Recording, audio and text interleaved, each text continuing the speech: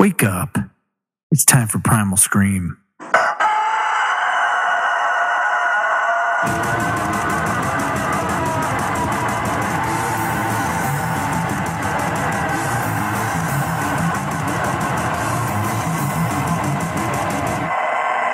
Good evening. Ow! Ladies and gentlemen. Welcome back to the Primal Scream, ladies and gentlemen. Yeah, we're getting close to Halloween. Do you have your costume? I'm not wearing a fucking costume. I wish I could. I am. I already have my kilt. Actually. I have my kilt. I have my beard started. I have a red wig and a beret to wear. I'm going to be a Scottish gentleman. A Scottish gentleman. I don't know. I guess it's a Scottish guy. If I knew how to play bagpipes, I would do that too, but I don't know how to do that. That's funny. A Scottish lord. There you go. There you go. That sounds maybe more a little bit Sir more. Todd of the family of McKinley.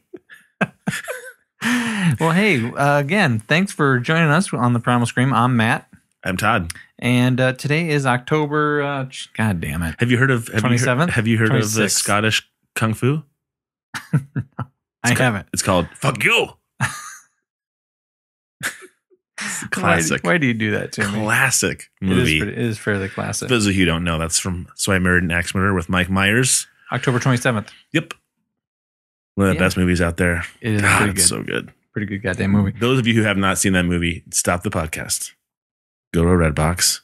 Oh, don't go there. You'll never find it. Go on Netflix. You'll find it. Okay. I'm sorry. I'm reading a text and I shouldn't mumble when I'm reading a text. Not for me. Okay. So he's not coming.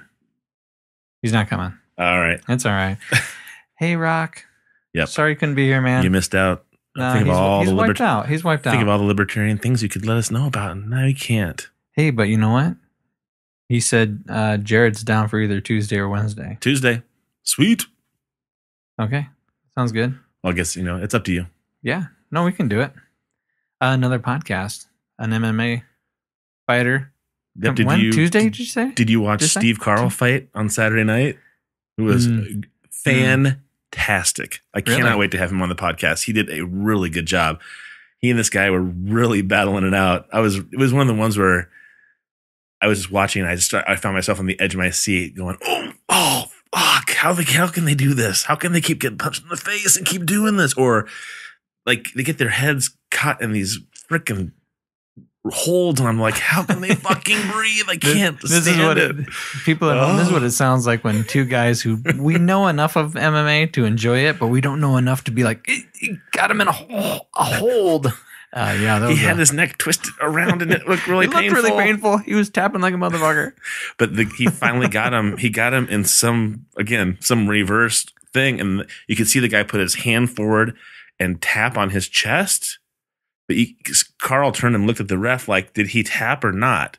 And then the ref grabbed his arm and pulled it up and it just flopped down on the ground. And he was out cold. And I was like, oh, that's got to be scary when you black out. I mean, that's got to be scary. You're choking. I would think. Oh, God. But anyway, so Steve Carl, we're hoping to have him on the podcast with Rock here at some point. He had a really good fight. It was impressive to watch. It made you just go, wow, this guy is... I've only seen him fight one other time. And that one, I think he got an arm bar and it was really over quickly. This was like standing up and beating the shit out of each other on the ground. The guy he was fighting was one of those guys that were like the almost like whitey tighty kind of like those. He wasn't in shorts. He was in those shorts that are like really skin tight, like bike shorts, almost like biking shorts. Yeah, but a lot of those like Brazilian guys fighters wear those kind of shorts, and his legs were fucking enormous. And I was like, oh, it just looks scary. And every time Carl got a hold of him, I was like, how are you going to get your arms around this guy? The guy would sprawl out and his legs are just fucking enormous. I'm like, how's he going to do this? And he kept doing it over and over again. I'm like, why does he not just stand up and pound this guy? Because he had a better... He won, right? But he just kept going. He kept taking this guy down, taking him down, finally got him. And the guy kept flipping him over on his back too. So I was like, why does he keep trying to take this guy to the ground when he keeps getting reversed on? Again, I don't know enough. Yeah, you and I think have too much of we still have too much of like a wrestling idea background. Why would you let him take you and put you on your back? Well, jiu-jitsu guys are good on their back. Yeah. If you're really good with and comfortable with jiu-jitsu, then you don't give a shit if you're on your back. Yeah, and if you try to take somebody down and it fails, and fuck it, put me on my back. And they both were on their back. They weren't punching each other on their backs or anything like that. They were both just trying to get holds and trying to get restraint. I mean, it was awesome. It was fun to watch. It went 3 rounds, I think. So it was good. Today I got on YouTube, and there is a Gracie. I forget which Gracie it is, but it's usually 2 Gracie brothers. They watch a UFC event, and then they talk about the big main moves that those fighters used, and this is how you implement those. Really? So they break down the moves. Oh, that's awesome. It's really, really neat.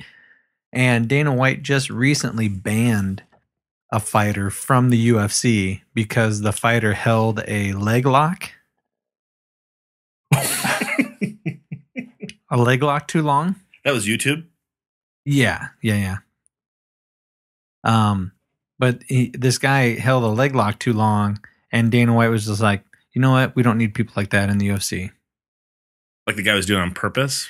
Why wasn't the ref stopping it? It's not illegal to use a leg lock, but I guess it was a Brazilian jiu-jitsu guy, and the Gracies were kind of breaking down why, yes, he did hold on to it too long, a couple seconds too long, but that couple seconds was enough that you could rip out, totally destroy a knee, end careers. It's a career ender type of hold. Gotcha.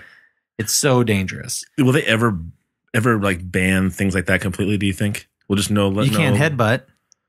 I mean, there's moves that they have banned. Oh, okay. You can't headbutt. You can't grab somebody's balls. or hit somebody in the balls. Hey, I hope. Back in the day, that was all. It was all legal. It was all legal. Isn't that crazy? Get fucking headbutted. Oh my God. That would be so bad. I think getting punched in the face is bad. Getting a fucking forehead of fucking skull bone. Ugh. You know, if you really want an skull bone. I was going to say just skull is probably good enough, right? It probably is bone. Just bone, skull. redundant. Yeah. A really amazing fight to watch if you want to be just blown away by 2 guys just full on blasting each other the entire fight. There's no knockouts. They are blasting each other. Boom, boom, boom, boom. Just one after another. These fucking haymakers. And it's the most recent Diego Sanchez. That's fight. UFC, right? UFC. And he gets cut, Todd. He gets cut from the beginning of his eyebrow all the way past the other end of his eyebrow. Oh. It is so fucking wide open. Even after they have it stitched and he's doing a post-fight interview, it looks like it's wide fucking open. Oh. Even after it's stitched shut. That gives me goosebumps. It's so fucking huge. Yeah, and the other guy's like, I feel pretty good. I bet you do. I mean, the other guy didn't look completely destroyed, but Diego Sanchez did. And this guy is dropping so many bombs on him, and you're fucking up his face, you're cutting him and everything. And here's Diego Sanchez. He's pounding his own chest going, come on, fucking go again, hit me again. It's just, oh my God. Just that alone, I would be like, all right, I'm done. I'm done. Fuckers are crazy. You've just beaten me mentally. I'm done. I'm obviously not going to be able to stop you. But then I think about, so you have a cut that's already open, and then somebody fucking punches it. That to me just creeps me out. I'm like, so you have an open wound because of what you're doing, and somebody fucking punches it again and again. And I mean, it just sounds so contradictory to my wanting me to survive as a human being. I just am like, Keanu's going to hear this and laugh. Yeah, but if I have a cut and sweat gets in it, I'm like, ow, motherfucker, ow, oh God, I got sweat in my cut. That's salty. That's funny. Keanu is totally gonna be like that. Oh, that's fucking pussies. Those fucking guys. That's right. Keanu Cook. He's Hard Drive MMA. That's right. I am looking forward to taking my kids there at some point. And just rolling around, having fun, checking it out. Just let them try it. Speaking of, I was talking about Keanu's Hard Drive MMA because I think that's really fucking cool. And we were talking about MMA. But something else that I think is cool, I do want to talk about some current events and stuff like that, ladies and gentlemen. But just one more thing that I think is really cool. If you go to the Primal Scream website right now, you'll notice one addition that I've put on there, and it's kind of a ticker tape, kind of a rotating, revolving slider on the front page, and it's got a book title on it. And it is a phenomenal book. So when it is available for download, when it is available for purchase, and we're going to have the author on soon, it's a friend of mine who wrote this book, and he has graciously included me in the different steps of making this, asking ideas and what's your thoughts. And it's just been such a cool thing to actually know somebody who has had the drive, the determination, the patience. That's what I was going to say. I'm seeing it from even further outside. I know Aaron, but I haven't read the book yet, even though he was nice enough to offer to let me read it and give him ideas or thoughts about it. But yeah, just the commitment to write a book to me is pretty phenomenal. And not just like a little book. It's like a big fucking novel. Yeah, it's pretty amazing. So when this book is available for download, it is, I would say, Tolkien-esque. It is that impressive. It's that fucking good. I would pay money for the book, and luckily he's let me read each rendition of it. Well, I give you props for your patience, because I don't know. I'm just, when he showed, hey, you want to read this, and handed it to me, I was like, whoa. I don't know if I have time this year to invest in this book, Aaron. Yeah, you have a very serious novel that you're handing me. Yeah, for sure. So, hey, so go to the website, check out the book, and you can just click on the image, or you can just go to aaronbunts.com and check out his website. It's pretty cool. He's got a Twitter account and all that stuff. He got .com, huh? Nice. He got .com. Well, I'm sure if we would have went with our names, we would have got it. But hey, there's a band called the Primal Scream out there, so it's not like we could have. We can all hook up and we can use them as an intro, and we have them on here. Hey guys, on the Primal Scream tonight, we have Primal Scream. Wouldn't that be crazy? And then we're going to be Primal Screaming, and so it'll be a great time. Okay, so let's talk about some current events. Todd, what do you got for me? Well, I was just going to tell you that Israel and the UN are battling each other. You know, well, I don't. Maybe it's just so intense and such a big deal worldwide, this NSA spying stuff, that it's hard for me, because I understand the vein of, well, hey, we got nothing to hide, then don't worry about it. You know, what do you have to worry about? The UN is having a really hard time right now. The United States government and the NSA spying stuff. So Israel is, of course, backing the United States. Of course, because we're their main ally. So it's just interesting to see the rest of the world going, holy shit, this is such a big deal. And like you said earlier, it's from one guy, Snowden. If Snowden hadn't released those things, then nobody would fucking know about it. But the hard part for me is that I understand the viewpoint of, if you have nothing to hide, then don't worry about it. But that's kind of almost like a false argument or a false way to think about something. I should be able to do whatever I like. If it goes into something illegal, I'm going to be held accountable for it anyways. But you don't have the right to look into me just on the off chance that I'm going to do something bad. What I do, if it is bad, I will be held accountable. So there's no reason to be spying on me just in case. But unless you're trying to thwart a terrorist act. It's a great example of how we have become such paranoid bitches here in the United States.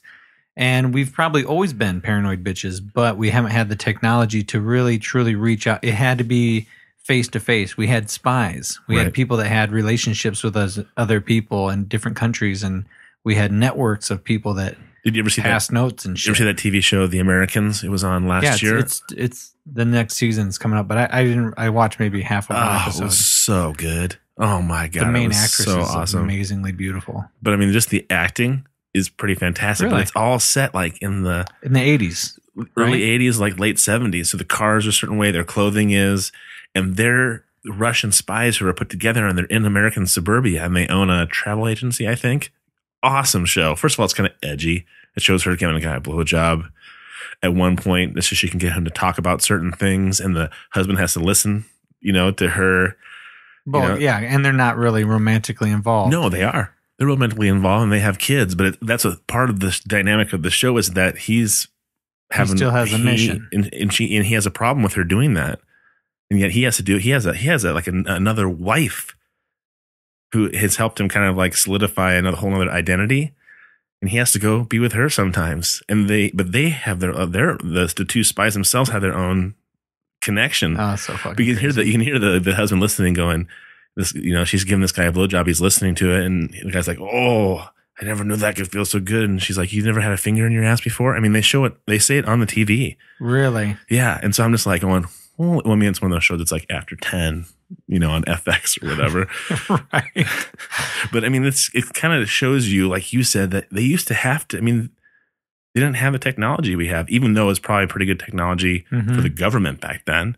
But they were still having to park a car off somewhere so the transmitter that they had in this house could be picked up close enough so it recorded it, and they had to go and open the trunk and pull the tapes out. I mean, it was crazy what they had to do. Yeah, and I don't know for sure. Obviously, I was never a fucking spy, but I can only guess that the amount of information is also vastly different today than it was back then. You have microfilm back then, Right. You might have some documents back then or pictures of documents back then, but now you have account numbers and reams and reams and reams of shit on computer base and like, I'm sure missile launch codes and bullshit. And I don't know if we've talked about this in the last podcast we've had, but in ones you and I have had before, they're building that building in Utah just to store data. What do they say? Trillions and trillions of pieces of data.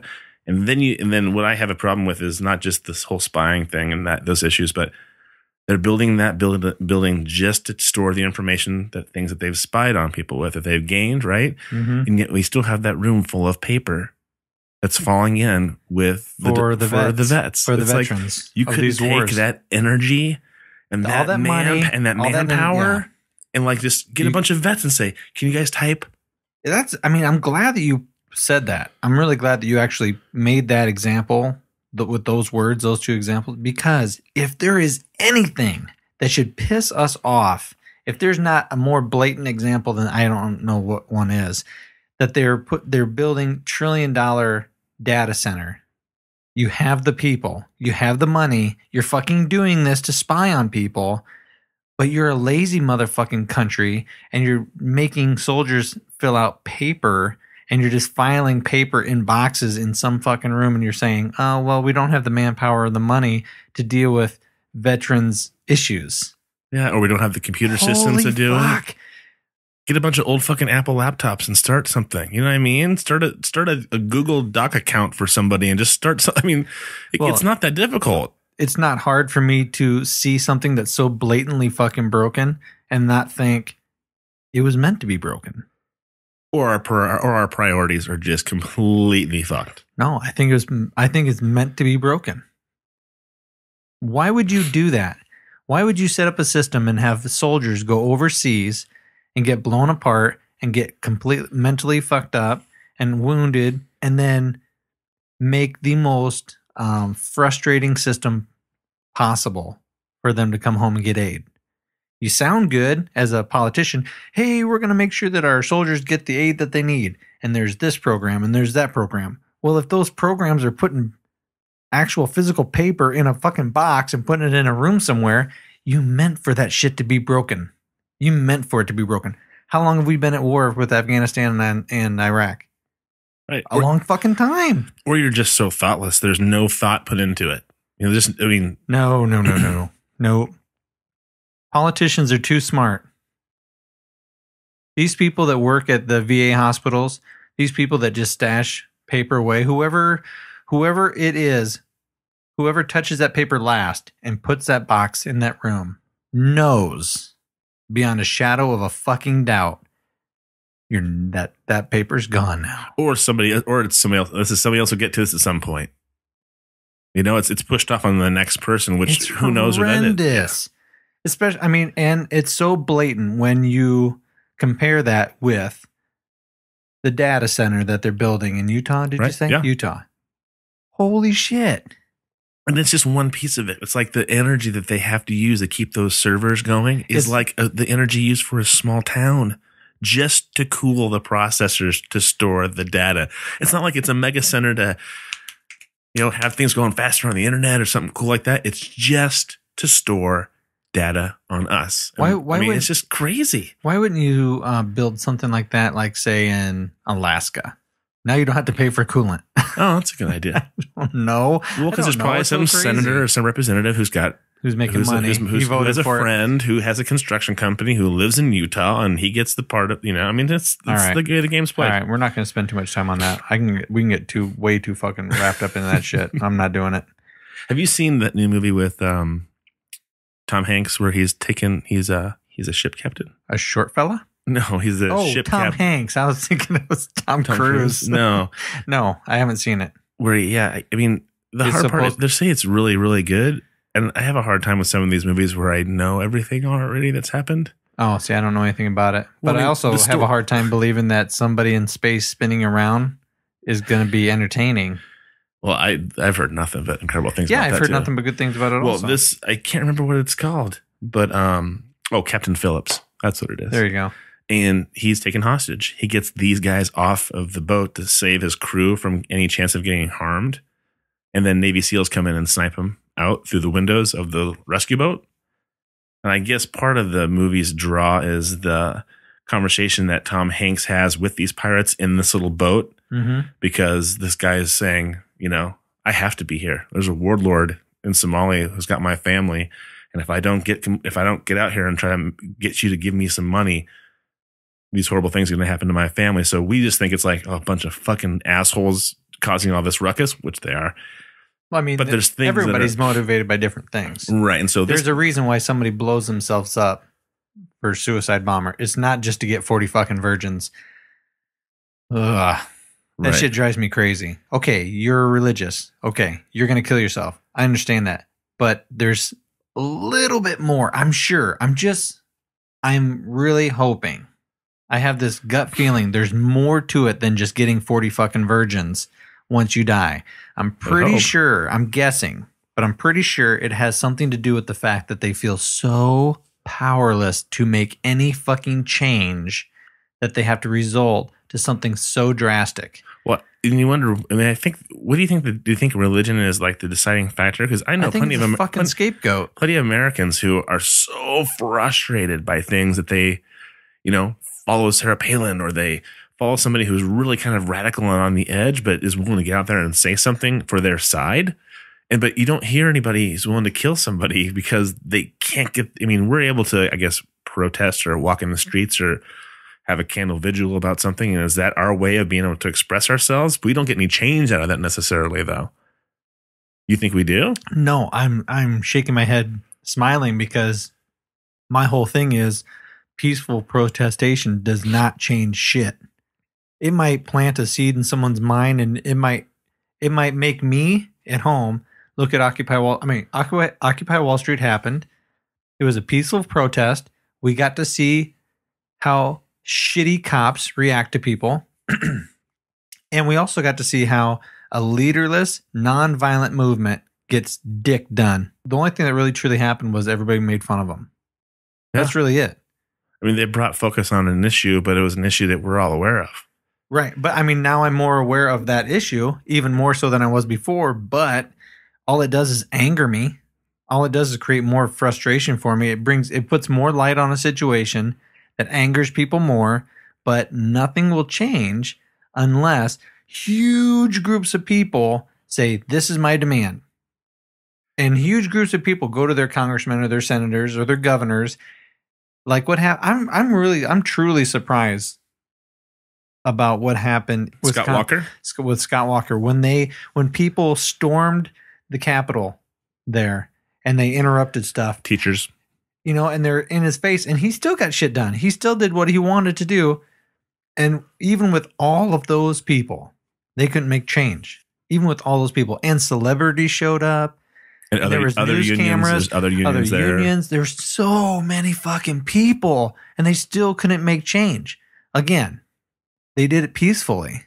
And I really wish in my heart, I knew that something could change without violence. The idea of it sounds awesome. It sounds so idealistic. You don't think that the civil rights ended? No. Nope. There was no civil rights people that went out and killed people to make their point. I'm just saying that it didn't make hardcore change right then. It just planted a seed. I think it's awesome that my kids don't have to put up with what black people had to put up with in the 60s and 70s today. Right. I'm glad that my kids have the benefit of living now than back then. It took so long for that change to happen. So fucking long. And it's still not where it needs to be. I'm selfish. I'm halfway through my life already. I should have my midlife crisis any moment. You really should. You're gonna go buy a white Jeep. Yeah, I'm gonna go buy a race car. You fucking dumbass. So I don't want to plant a seed somewhere and hope that by the time my grandchildren come around, things are starting to slowly move in that direction. Things are at such a precipice right now. Our financial system's at a precipice. Our environment is at a precipice with global warming. There's children that are going to be born, and because our congressmen and senators and our whole government and a lot of our military leaders who are making people that we all love do fucked up things because of greed, those kids that are getting born right now have a really shitty future. Really shitty future. And why is that? Because they're going to be born into debt. You're going to be enslaved. I mean, it's truly what it is you're enslaved to debt. If you want a good education, you're going to be enslaved to debt. And that doesn't guarantee you a great job. It doesn't guarantee you shit. So then people are going to say to themselves, well, then why do I need to go to college? I'm not going to be indebted to the man. I'm not going to be enslaved to some bank somewhere. I mean, student loans and medical bills are the two things you cannot get rid of in a bankruptcy. Those are the two fucking things that you should be able to get rid of. Because those are the two things that, one, you either had no control over, right, your medical bills, or your education debt. You're trying to be a better person. Right. You're not. But what do we forgive? What do we forgive? We forgive the people that are completely irresponsible with credit cards. Oh, we'll take that debt. Don't worry about that debt. We'll cut it. Just cut up those credit cards, because next week you're going to have 7 more in the mailbox. Right.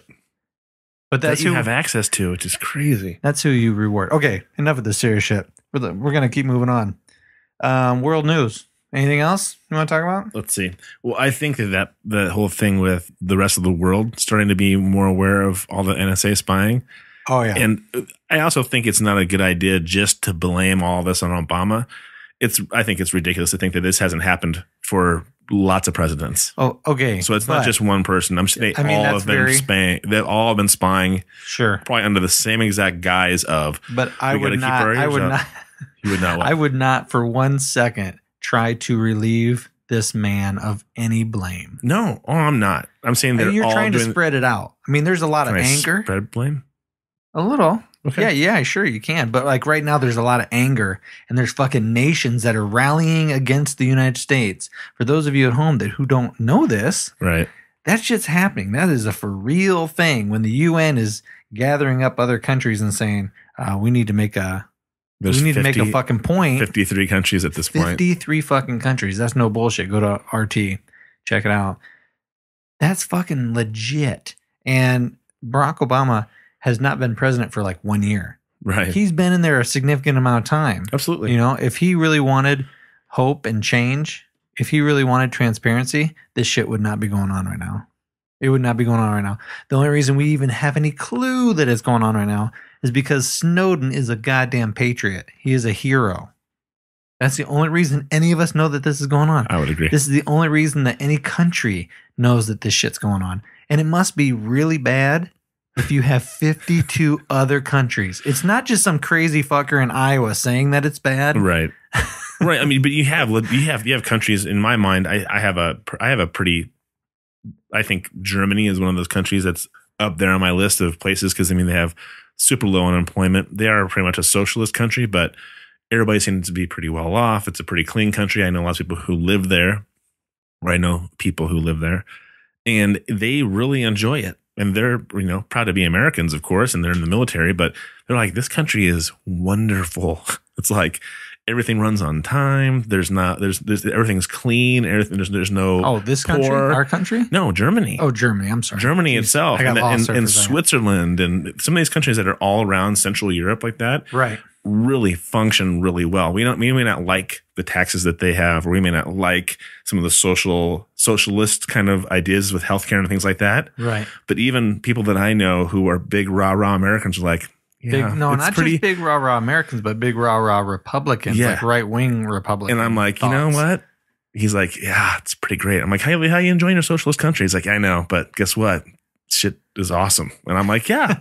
I mean, so in my mind, that's the other side I see of, I don't think we should be a socialist country, but it kind of goes against the whole libertarian anti-government thing, because if anything, it's all government.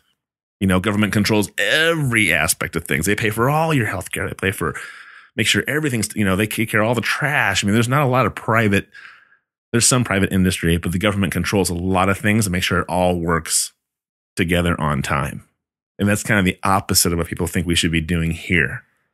What's funny is I think it was Dennis Miller who said, it was Dennis Miller who said that watching George W. Bush make a speech is like watching a drunk walk on ice. You just know something horrible is going to happen.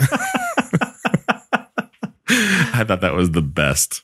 Because I will give Obama one thing. The guy can fucking talk his ass off. But if it's through his ass because it's not being honest and upfront, that's a whole different thing. In a certain way. In a speech that is written for him.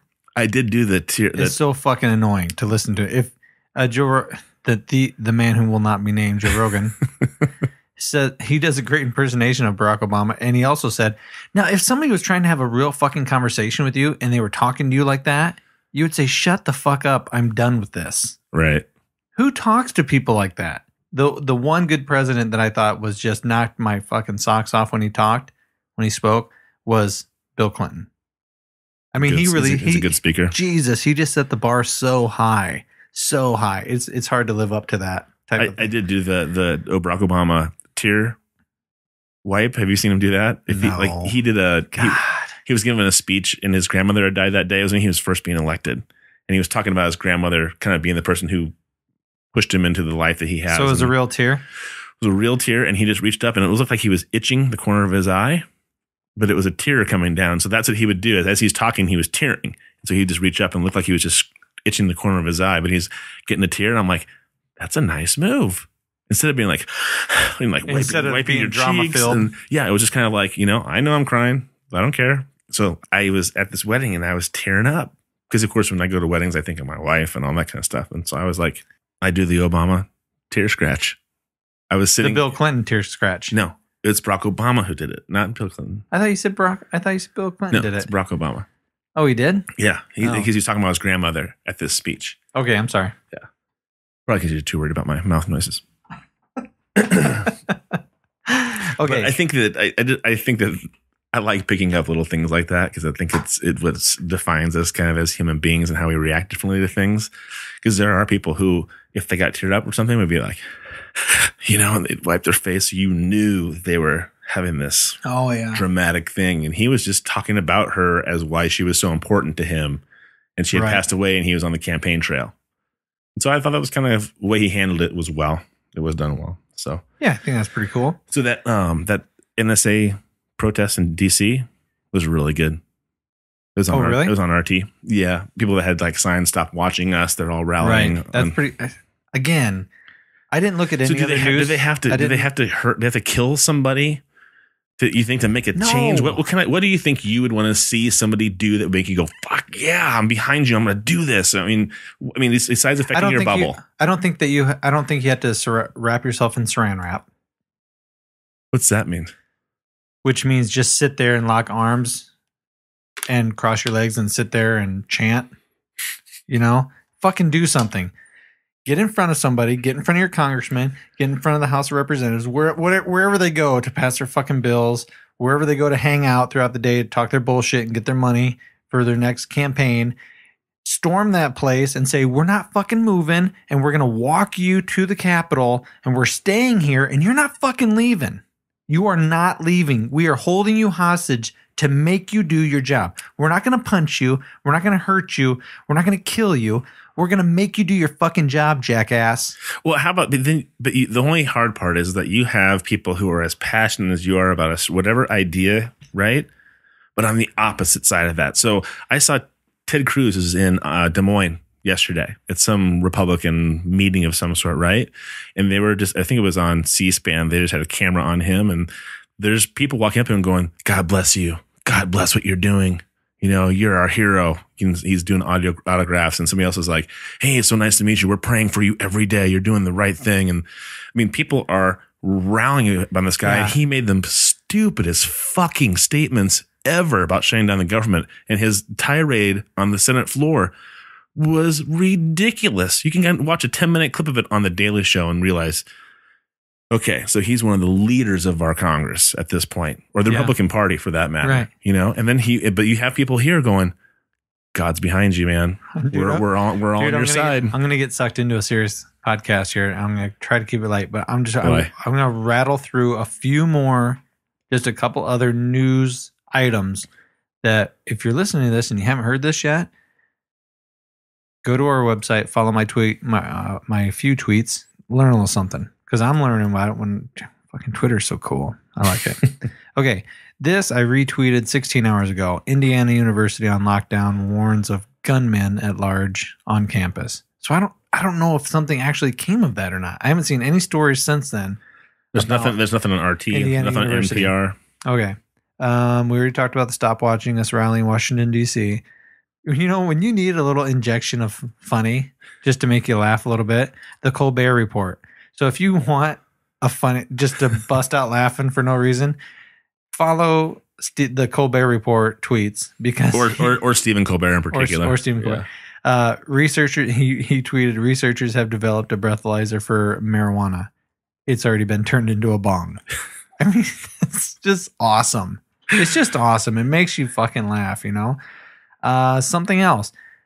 Fukushima, Japan is getting fucked up right now. 2 days ago, it was hit by a 7.3 earthquake. How's that going? Have you heard anything else about it? I would think fairly bad.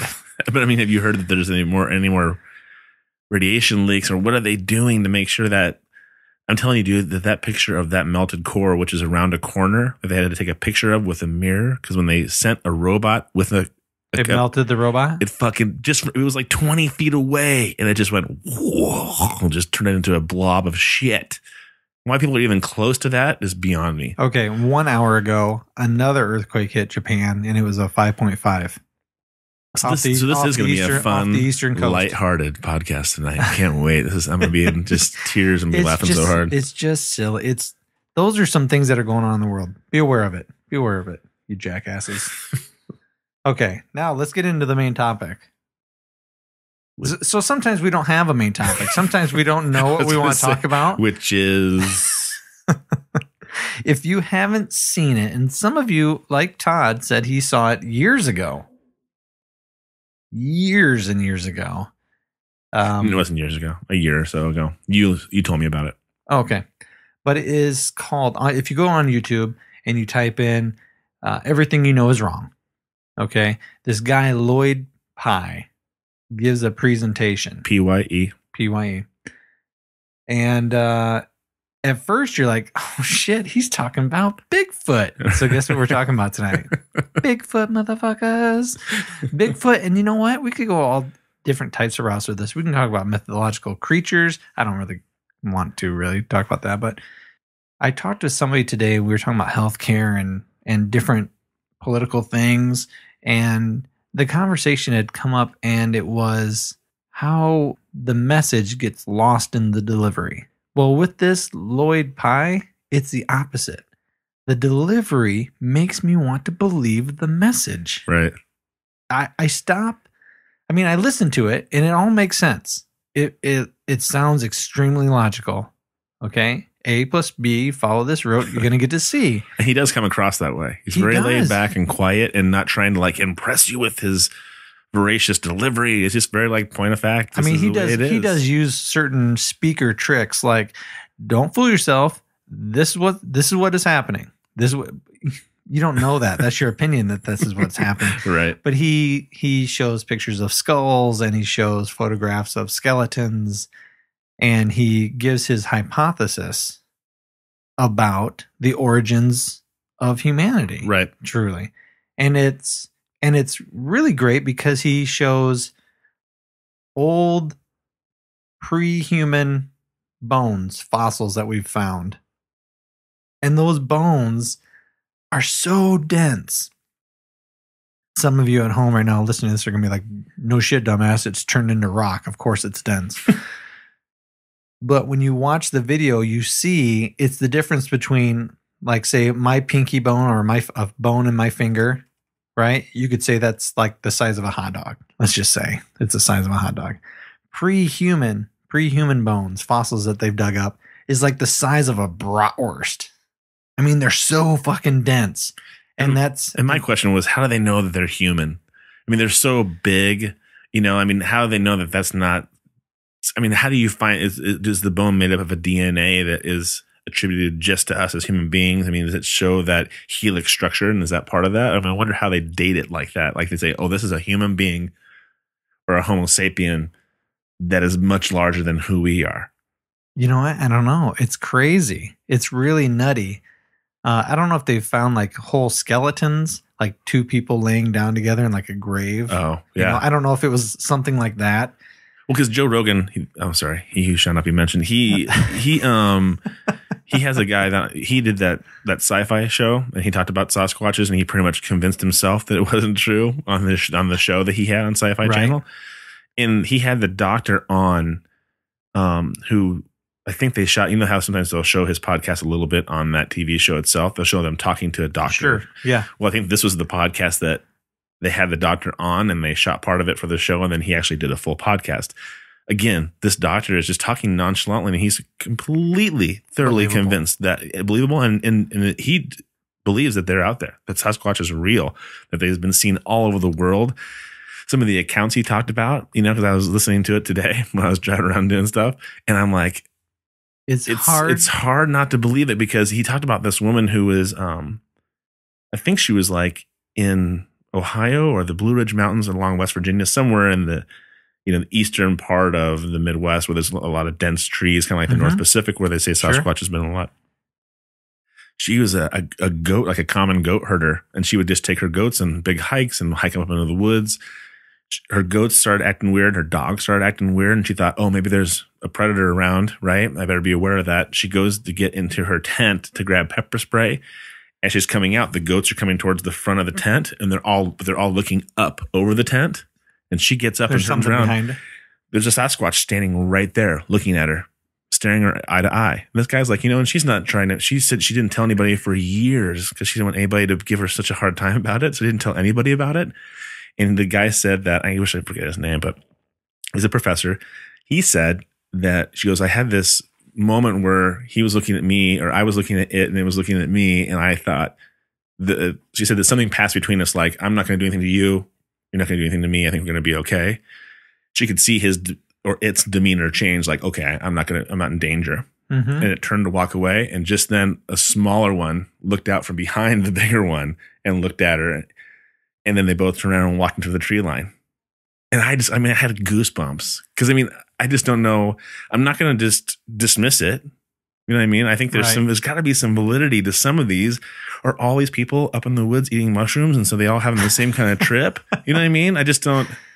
Yeah, I think that, you know, when Lloyd Pye talks about when they were trying to find the panda, when they were trying to find a panda bear, it took them 60 fucking years to find a panda, because they had heard reports that there was this creature. Really? Yeah. It finally took. Was it because of the technology? It was so long ago. Is that why you couldn't just go? You couldn't just fly a helicopter up there and drop somebody into the woods? Is that why they couldn't do it, or what? Well, that was one reason. But even back then, they were better suited to find this thing, because back then, nature was the norm. You know, people tracked. That's what they knew. You know, they knew the wilderness back in the day. They're part of the natural world more. To me, it seems like there's only a couple handfuls of people anymore who really, that's their daily life. They teach other people how to survive in the woods. Whereas back then, that was kind of the norm. You know, you were a big game hunter, and you knew how to look at the tracks and follow animals and tell that whatever has been through there, that wildebeest has been through here like 2 hours ago. It weighs 500 pounds, whatever. Right. Know? I don't know. Right. I mean, but they were much more attuned to that type of thinking back then, because that was more the norm. Okay. Right. It still took them 60 years. Now they tried for a number of years to find it. Right. And this is a big black and white animal. I mean, it's not like it's camouflage. It sounds mythical too. It's like, what? It's a bear and it's black and white striped. And it was completely vegetarian. And that's what people were saying. No. We know brown bears. We know black bears. And they are not vegetarian. They're carnivores. There's no way there's something like this that only eats vegetables or only eats Is vegetarian. that why vegetarians sit around so much? Just because they don't have any nutrients and so they don't really eat? Is that why panda bears do? Yeah. But or is that why a lot of vegans kind of sit back and take it easy, don't they? All like iron deficient and sad and just totally kidding. Jesus. I'm wondering like, oh my God, you're really painting with a broad brush right now. I keep thinking of those panda bears that like, they sit back on their haunches and they sit there and chew bamboo, or the little baby panda sneezes and scares the mother. I'm just like, they're so laid back. Is it because they have iron deficiencies? No, it's because they're eating mushrooms up in the Szechuan Valley. There you go. But it was, when you think of it, a big black and white bear in an area that is all bamboo. It's all bamboo. I mean, you can't have a more contrast than black and white in front of green. I mean, there is no blending. And it still took them 60 fucking years. I wonder, that'd be a good thing to experiment. I wonder if black and white stripes crisscrossed over with bamboo. I wonder if it breaks it up so it seems like shadows. So a panda bear sitting in front of you looks like a black and white stripes are pretty blatant. But you throw that into, bamboo can be so dense you can barely see through it. If you're looking through a bunch of bamboo, does those black and white stripes get broken up by bamboo? And so it's really difficult to see. Sure. Because I was telling my brother when I was in California that we were at some park that I had never been before with his kids, and there's a part it's just so dense in bamboo. It's like this little animal section of the zoo. And I'm like, it went back to what you and I have talked about for years about how come we're not growing bamboo? I mean, this stuff was like in a little bamboo park. Farming. A little park. The bamboo was at least 15 feet tall, right? And it was so dense in these little areas that you had to walk, like these little walk paths through, was all bamboo in between. You couldn't see the path that was like 3 feet on the other side of this little bamboo section. It was so thick, and it was real bamboo, and it went way up and arched over your head.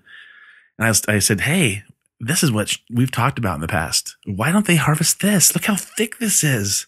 I mean, you could have an acre of bamboo. Jesus, what could you make with an acre of bamboo? Could you do flooring and t-shirts and think of all the shit that they do with it already? Sure. How come you couldn't just have it? I mean, this is California, so it's nice pretty much most of the time, and it's rain. If it's bad weather, it's rainy. Think about where bamboo grows naturally.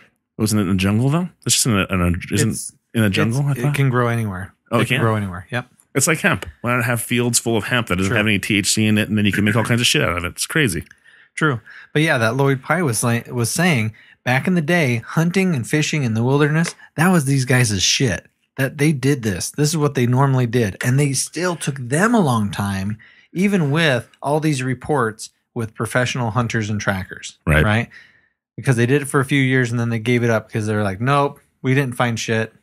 And this was an animal that moved around during the day. This is, the panda moves around during the day and doesn't do shit and is slow moving, not very bright. And the sad thing is too, look what's happened to him. Look what's happened to the panda bear ever since that happened. I mean, fucking crashed their society. I mean, bears are they're almost done. Sure. I think aren't the main ones they're working so hard actively in zoos to try to keep them breeding because they're just none of them. I mean, they finally discover them and somebody was like, oop, I gotta get one of those pelts. And so I'm off to the mountains. I mean, I wonder what the hell happened because they really did like bottom out, like they're almost extinct.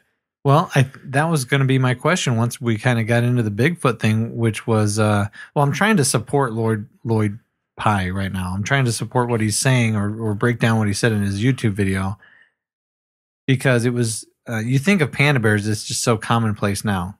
The idea of that. Of course they're real. Of course. We've seen them at the zoo. Of course they're real. But they weren't like super smart and agile and fast and They're sitting back eating bamboo all the time. Yeah, they're just chilling. They're chilling. And it took them a long time to find that stuff. But then, according to Lloyd Pye, Bigfoot moves around at night, and he's extremely smart. And he's totally adapted to his environment. And he or she or it wants to stay away from us. And there's a huge amount of space. Yeah. So if it took 60 years for professional trackers and huge groups of people to find a panda bear who's slow and moves around during the day. How do we truly expect to find a Bigfoot, a Sasquatch that moves around at night, supposedly, right, and is extremely elusive? And some of these forests are so dense. Like I remember my grandfather was a minister at a church in Eureka, California, which is like above, it's almost to the Oregon border. And the scenes in E.T., you know, when she's putting the Reese's Pieces out and trying to, those are in some redwood groves that are up there. Well, he took us to the area where they shot that scene in the movie, right? And I remember walking around and looking at different things and kind of thinking that's kind of cool. Well, redwood trees are so big anyways, but you have a forest of them. I mean, it boggles your mind because we've all been in like a pine forest, or maybe you've been in the, you know, the woods around the Midwest. You know, they're dense as well, but there's lots of different oaks and maples and all kinds of trees. These are 12-foot diameter trees, and there's groves of them, and they're just fucking enormous. And if you stand right in front of one, you can't see any of the trees. And if you stand back, it's a wall of trees because they're just so big, even though there could be 15-foot gaps in between. I would love to see that. It's astounding. I mean, it really is amazing. So, is there a McDonald's in there somewhere? They probably built one out of a tree because have you seen that tree you can drive through? Yeah, I've seen that. Yeah, I mean, it's pretty popular, but yeah, and where half my family lives, I mean, the cabin of my grandparents is in the middle of redwood groves. It's just right there. I remember my aunt talking about years and years ago. This always freaks me out. She had a Bigfoot experience? No, she didn't, but we had a tremendous amount of rain in California one year. I want to say this is like 20 years ago, but maybe even more than that. And the redwood trees have really deep root structures to support the height of the tree, but they do have shallow roots compared to their mass above. So you would think they'd be a little more equal. Mm-hmm. They're not. And so these torrential rains were soaking the ground. She remembers being in this cabin and hearing redwood trees falling. And you just don't know where they're falling. Oh my God. She said it was like one of the scariest things ever. Because it was at night, and what do? Do you run out in the middle of the rain, and then you happen to be in the wrong spot at the wrong time? So she's just hearing these things cracking through and falling. Boom! The ground shuddering around them. You know what was probably happening? Bigfoot. Probably pushing down those fucking trees. Yeah. They're getting pissed. You know, but we were talking a little bit about messages getting lost in the delivery and how you can listen to somebody talk about something that you think, that's probably bullshit, but he delivers it in such a great way. Yeah. And Lloyd Pye does that in such a well-educated, very professorial type of way. He seems really down to earth. I really like the way he talks. Yeah. I'm like, it's enjoyable to listen to him. And you're thinking when he's all done, because he talks about Bigfoot at first, but then he gets into something else. But when he's all done, you're like, holy fuck. There's a lot more to this world than I thought was out there. But then you have the opposite. You have the more of the norm where the message gets lost in the delivery, and you really should have listened. The stuff that's coming at you is really important, but you don't want to listen to it because you hate who's saying it. And I was talking to a guy today at work about, wouldn't it be great if you could pick an avatar?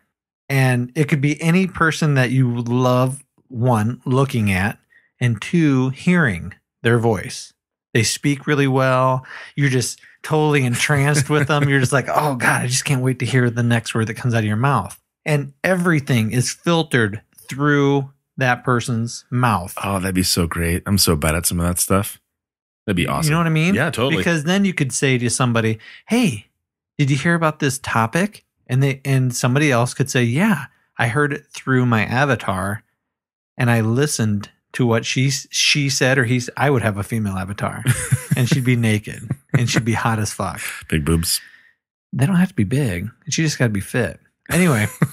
CrossFit? Sure. CrossFit ladies. That's sweet. I got a chance to throw that in there. That's good. Sick. Anyway, but so many people stop listening to the message. If you're Democrat, I'm not listening to that guy. He's a Republican. You're not listening because of a label. Right. I'm not listening to that guy because he's a Democrat. You're not listening because he's a Democrat. You know what? I totally agree with what you're saying. Ross Perot, because he's got this kind of crazy accent. He's got this weird way of talking. I'm going to talk about pie charts. I think I actually like the way he talks too. But I think part of it is, for me, it's not just somebody, it's not just the delivery. Let's use Sarah Palin as an example, right? I think she's so, for me, if she said something of substance that I agreed with, again, it's not if the your way avatar said what she was saying, if she said Sarah Palin's script, I don't think you would listen to your avatar and you'd be like, that was the stupidest fucking shit I've ever heard. Right. And you wouldn't say, let's say you were a hardcore Republican and you're listening to your avatar and you don't know who came up with this saying. You don't know who's giving this speech. Is it a Republican or is it a Democrat? Is it a gay guy or is it a gay lady? I have no fucking clue. Is it a white guy? Black guy? I don't know who came up with this thought. I'm just listening to the words. Right. And you're listening to your favorite avatar. You're just sucked in. You want to hear it. And they say something and you're like, that was the dumbest fucking thing I've ever heard. It made no fucking sense. Hey, avatar, who fucking said that? Sarah Palin said that. The lady you wanted to vote as vice president. Oh my God. Are you shitting me? I mean, that's just an example. Maybe there's people out there who are Republicans that would love to have Sarah Palin as vice president. But I'm just saying we can't get past that. Another guy who I carpool with, he goes, when I go and vote, I vote party lines. I said, that's the stupidest fucking thing I've ever heard. He goes, you have no soul. Now, I've known this guy for, I don't know, 16, 18 years. A long fucking time I've known this guy. And so we're very good friends and we can say these things to each other and not wish death upon each other. But I said to him, that is truly, truly stupid. I mean, I think I like the idea. And I go, why do you do that? He goes, because I'm a Republican and I believe in these things. I said, that's awesome. I think that's amazing. I believe in what you just said too. You don't own those feelings and those thoughts. I think that's great. And if you want to call yourself a Republican, fine. But you walking into a voting booth and saying, everyone who's Republican, check. I'm voting for them. Is fucking stupid. He got really pissed. I wonder why. Well, I was a little surprised at how pissed he was getting. But when we got to work, the conversation continued and we sucked in our supervisor, right? Nice. Get the boss involved. That's a good idea. Well, it's kind of a peer. He's a younger supervisor. And my buddy wanted to see, like, one, what is this guy's belief system? Does he have any integrity? If somebody pushes him and says, hey, that's fucking stupid, is he going to stand by his guns? So he was kind of testing his manliness a little bit. So he was asking this guy these questions and I couldn't just stand there. So I turned towards my buddy and I'm answering the questions as he's firing the questions at my supervisor. He goes, God damn it, would you shut the fuck up? I know what you think. I've known you for 18 years. We've had this discussion. You don't have to fucking tell me this anymore. But I have to talk. My name is Matt. Yeah. Yeah, exactly. And I was just like, the people that you are voting for, and I downloaded a YouTube video of the Newsroom. I watched the second season, right? And the very last episode of the second season, Will McAvoy, the main character, is being asked, hey, you call yourself a Republican, and yet all you do is rip on Republicans. He said, well, these are how I feel. This is why I'm a Republican. And he actually said all the exact same things that my buddy had said that I carpool with. But then he continued and he said, but that's not what it means to be a Republican today. To be a Republican today, you have to be homophobic and you have to deny science. And he goes into all these things that really actually classifies the Republican Party. As it is right now. As it stands right now. It's not Reagan's Republican Party right now. Correct. Right. Correct. So I sent my buddy that video. He thought that was fantastic. Yeah, he called me 2 hours later and he said, I am still fucking pissed.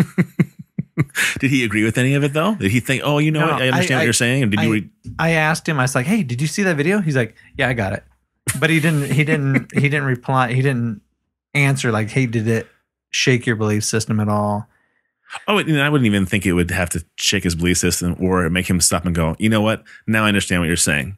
Yeah, I think those I am a Republican because of what he said, but you're right. Now it's a little different. Now it's different to be in that party because he wouldn't have to say, oh, that changed my life. Thanks for the video. It'd be more of like, you know what? Maybe a little more thoughtful. I think you're right. I don't have to just because somebody believes this way.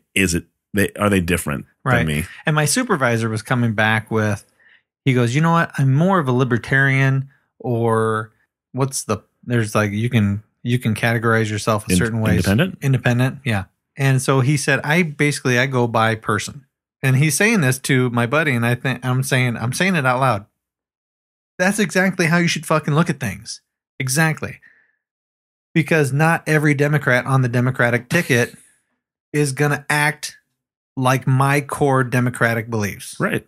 And not every Republican is going to live by those core Republican beliefs. I mean, look at what Bush did. Republicans are supposed to be fiscally conservative. And his 8 years in office completely wrecked our economics. You know, we had a balanced budget. In the black. We're in the black when Clinton left office. It's ridiculous to say, I'm a Republican. This is what I stand for. I'm only going to vote for Republicans. Like right now. Don't you think that, and this is a characterization, I think, but do you think that Republicans do a better job of standing by their man though? Republicans do a much better job with sound bites. But I'm saying that I am more than willing to say that even though I would still consider myself a supporter of Barack Obama, I'm very upset about a lot of things that have happened. And I'm not like, don't badmouth him. You know, he had this to start out with, or, you know, he's passed this bill and nobody else could do it. Or, I'm more than happy to say against my president, quote unquote, because I helped to vote him in twice. I'm willing to say that I think it's shitty at a lot of the things that he's doing. I think Republicans have a harder time saying, you know what? I might have made a mistake. George W. Bush is not fiscally conservative. You know, he's not these things. Well, he was getting a really hard time towards the end of his presidency. By Republicans? By Republicans, and especially when he wrote his book. When he wrote his book, Republicans were coming out by the truckloads. They were coming out by the... God damn it. Why am I... Shooting loads? Or I'm just not sure quite what you're going for. Shooting loads. No, they were coming out by the groves. They were coming out by... I don't know. Fuck. I want to say... They were coming out of the woodwork. For sure. Thank you. They were coming out of the woodwork. I'm going to edit all of that other shit out. No, that's funny. Don't edit it out. They were coming out of the woodwork. Yeah. And ridiculing this guy who they had been supporting for the last 7 years. I think that the Republicans have a winning strategy. There's a page that we can take out of the Republican handbook that would help all of us fix our government. And that is a tenacious one message fucking soundbite, and you got to drill it into people's heads, and you do not waver. You do not cross party lines. You do not ever bend. This is what we're fucking going for. This is what has to happen. And we're going to just keep fucking railroading this idea down your fucking throat. Hasn't that got us where we're at now, though?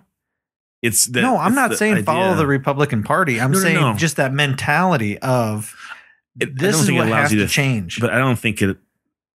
I guess if you're trying to change something, that's different. But I don't think that allows for you to get other opinions to maybe compromise on something. Because if you have an idea that you're going to go after because you're so passionate about it, awesome. Right. What if it's the opposite of what I want? So are we just going to keep bashing each other in the head because we're never going to find a compromise to each other? Or are we going to find a common ground? I think that there are, if you were to actually tap into what the normal person feels in America, I think a very common answer to a question would be, let's have a sales tax instead of an income tax. Right. So if you have money and you want to spend it, fine. But you're going to be taxed the fuck out of it. And if you don't have a lot of money and you want to be conservative, you're not going to pay a lot of taxes because you're not going to be spending a lot of money. Right. So it would become proportional. You want to spend a shitload? Go ahead. You want to have 50 fucking cars? go ahead. But you're getting taxed on it, and you're going to be paying for a lot of the shit. You know, it would be comparable. It would be in step with your how much money really are you bringing in. Right. And I also think that, like, I think was it 51%. How did we get back on politics? Voting? I don't know. It always happens. Always happens. But I think when you balance out that 100%, I think it was like 51-49, right, for the last election for Barack Obama. And even though I still think that you have these two numbers that are almost completely even of Republicans and Democrats who are voting, I guarantee you that a lot of those people are all really kind of in the middle. I think you have a lot of Democrats who are more fiscally conservative, more worried about savings, more worried about people being responsible and taking care of themselves and their family. And I bet you anything, you have Republicans who are the same way. They may think a little bit more on lowering taxes or might be more towards the middle. I think there's a lot more people gathered around the middle, but we choose to have these divisions that are involved. You know, I'm sure there are people that were Democrats who said, I can't handle Barack Obama anymore. I'm going to take my chances with this guy. And I'm sure there are Republicans who said, you know, I'm sick and tired of these fucking Republicans who can't do anything, so I'm going to vote for Barack Obama again. I'm sure that happened, but I'm sure there are more Americans that are all kind of junked in the middle. We may describe ourselves as, Democrats and Republicans, or probably super close on some of these issues that we could find some answers to. And I guess that's why I've made the comment to you and I made the comment to Rock before. Why don't people like us get involved in politics? People run on one fucking thing all the time and get elected. You know, it's like you talked about the veterans stuff, the paperwork, right? Yeah. You could probably get a national ticket for whatever state you want to, or the state we live in right now, right? Iowa, running just on that. I want to take care of veterans. Everything else is going to work itself out. I promise you. I'm going to change the way we take care of veterans. I'm going to start I'm going to grab my fucking MacBook right now and I'm going to start typing in names. A lot of veterans would not like what I do, my opinion of taking care of veterans. Veterans wouldn't like. I think overall would not appreciate what I initially say about taking care of veterans. I would never cut a blank check to a veteran. I know. I'm just saying that you could probably run on that and get a huge popular following from that, just that one thing. Well, because there's so many vets. And there's so many. And you're going to find Democrats and Republicans all coming together with that idea. You know what I mean? Well, I mean, look at what happened with Ron Paul. Ron Paul is the one that said he's the one that was bringing up the Federal Reserve. He's the one that was making that a hot ticket item to talk about during the debates. If it wasn't for him, none of those motherfuckers would have been talking about any of that shit during the debates. Nothing has happened since the debates with the Federal Reserve. Right. Nobody has brought that stuff up. Even when he brought it up, they didn't know what they were talking about. You know what I mean? Well, no, you're right. I'm agreeing with you that it takes somebody to bring this stuff up. And yes, maybe other politicians would want to be like, oh, let me jump on that bandwagon because it seems to be popular. But I'm saying, and I guess my idea is, again, talking about delivery, probably not very good at getting my point across. I'm saying that you are probably more fiscally conservative than I am, even though, well, that might not even be true. But I would say you lean a little bit more towards Republican, libertarian kind of things. Sure. I definitely lean a little bit more to the left on certain things as well. I would gladly vote for you if you were a Republican because I know how you run your life and who you are. And if you need to get popular by saying, I'm going to go with this one thing, like the one I gave you, and I'm going to run on that. But then I know that you are good with money and you take care of things and, you know, that you run your house the right way. So you probably would be a good representative, you know, as well. I would vote for that. And if that's the way it's portrayed, and you can get the votes, and so you have to start at the bottom and work your way up. And if we want to have change, my grandfather always said that. If you want to change something, don't sit off to the side and bitch about it. We wouldn't swear, or get involved. You know, right. and I don't think he ever said, you know, join a phone bank and call for people. He meant like you go out and talk about it. You know, That's why I write editorials, not because I think I'm going to change anybody's mind, but it makes me feel good that I'm trying to get a different way of thinking out there, even though it might be the opposite of there's people. There's some very large groups of people, and there's a popular theme that's going on in these groups of people that they're talking about. One is they love what Christie did during the hurricane, and it was during the campaign. I think it was during the campaigning when Barack Obama was in New Jersey, or I'm sorry, the hurricane had hit and Barack Obama showed up, and Fox News was trying to plug Mitt Romney, and Christie said, listen, this is not about votes. I don't want to talk about this. I'm not having this discussion with you. I'm glad that the president is here because he's helping me take care of the people that I'm supposed to be taking care of and representing. Boom. Done. Shut the fuck up. I'm trying to get a job done. I'm trying to help these people, and that's what they elected me to do. And he is who, if he ever runs, that is the personality that I want as a president. That is it. I don't care if he's fat. I could care fucking less if he is fat. But that is the attitude. That's why I think that's why I like Jesse Ventura too. I was just gonna say that's why I like Jesse Ventura, because he's not afraid to get in someone's face and be like, "What you just said is fucking stupid." Yeah, it's ridiculous. And I don't care. You're gonna dodge me 1 point. Am I gonna go down in the polls? My popularity going down a little bit. I don't care. But that's reality, right? And me being more libertarian than Democrat, really, I have no problem looking at Chris Christie, a Republican, and saying, "I like that," right? Because you are not the norm. You are different than all these other Republicans. And I haven't heard one person, not one Democrat, not one Republican, besides him, make a stand like that on national television and basically just say, yeah, shut up. I don't want to talk politics. I want to get back to work. And I like, if you've seen other things, and I can't, and I'll be the first person to say that I don't agree with half the things Christie says, but I do like his personality and how upfront he is about stuff. And he's very honest and straightforward, which I really appreciate, which sounds like, was one of the things that you like about him. But he's talking to teachers. There's a great YouTube video of him talking to teachers. And this woman is just kind of like railing on him and giving him statistics and all this stuff. And then he's like, and so she stops talking. He's like, okay, I'll be happy to answer those for you.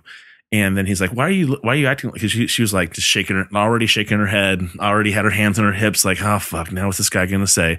He's like, if you're going to act like that, then why do I even waste my time talking to you? Are you going to listen to what I have to say so I can tell you my point of view on this? Or is it only about you? He really lays into her, and she's like, okay, I'll listen. And he's like, I'm asking you to do this one thing. We're fiscally in the hole. I need for you to pay for whatever percentage. It was a single digit percentage of their healthcare. I need you to help me with that. I can't do it. I can't do the budget that I have. I'm going to have to cut jobs because I can't afford to pay for these things. And I'd rather not cut jobs. I'd rather have you pay a little bit more for your healthcare so we can keep more people working. He was very upfront about it. Now, I don't know all the things on the backside, so I don't know. There are teachers out there that, want to school me on information that I'm not aware of. Please let me know. But I appreciate him being very upfront, very honest with this woman, right? And letting her exactly where he was coming from. He wasn't saying, I'm going to, hey, I got to keep these casinos open, so give me more of your tax dollars or something like that. He was saying, I'm trying to make things work. You hired me, like you said, to do a job. I can't do it unless you guys help me do these things. And so instead of you having free healthcare, which they did, these teachers had free healthcare. Right. I'm asking you to kick in single digits. So if I have a $200 a month premium for healthcare, right, for myself, I'm going to pay like 5% of that $200 a month. And in my mind, I'm like, fuck, that sounds fantastic. That sounds fantastic. What a good deal. 5%. I'd love to pay 5% on a premium that's $200 or whatever it is. I was going to totally go off the rails after our conversation. I saw this post. I can't remember where I saw it from, but are we done with politics, or are we still with politics? No, it's not politics. It was talking about the symbol of pi, right? 3.14 pi, which is okay. Sure. I'm pretty sure that's how you find 3.14 forever. Right, and circumference, right?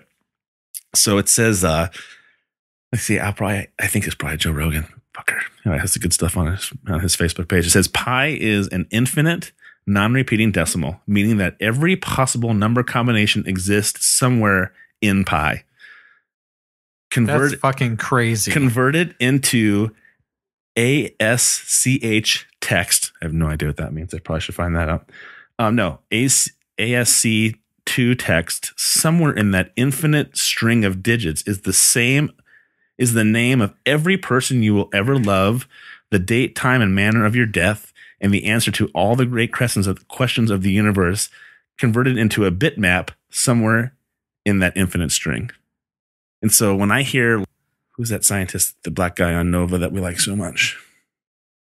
Oh, yeah, I know. I can see in my mind who you're talking about. I want to say DeGrease? Neil DeGrease? Oh my God. Why do you always say DeGrease? Degrassi. Degrassi. Because I'm a fucking dumbass. I can't remember some of these names. No, you can't. It's not like you can't remember it. You always call him DeGrease. Okay, I don't know.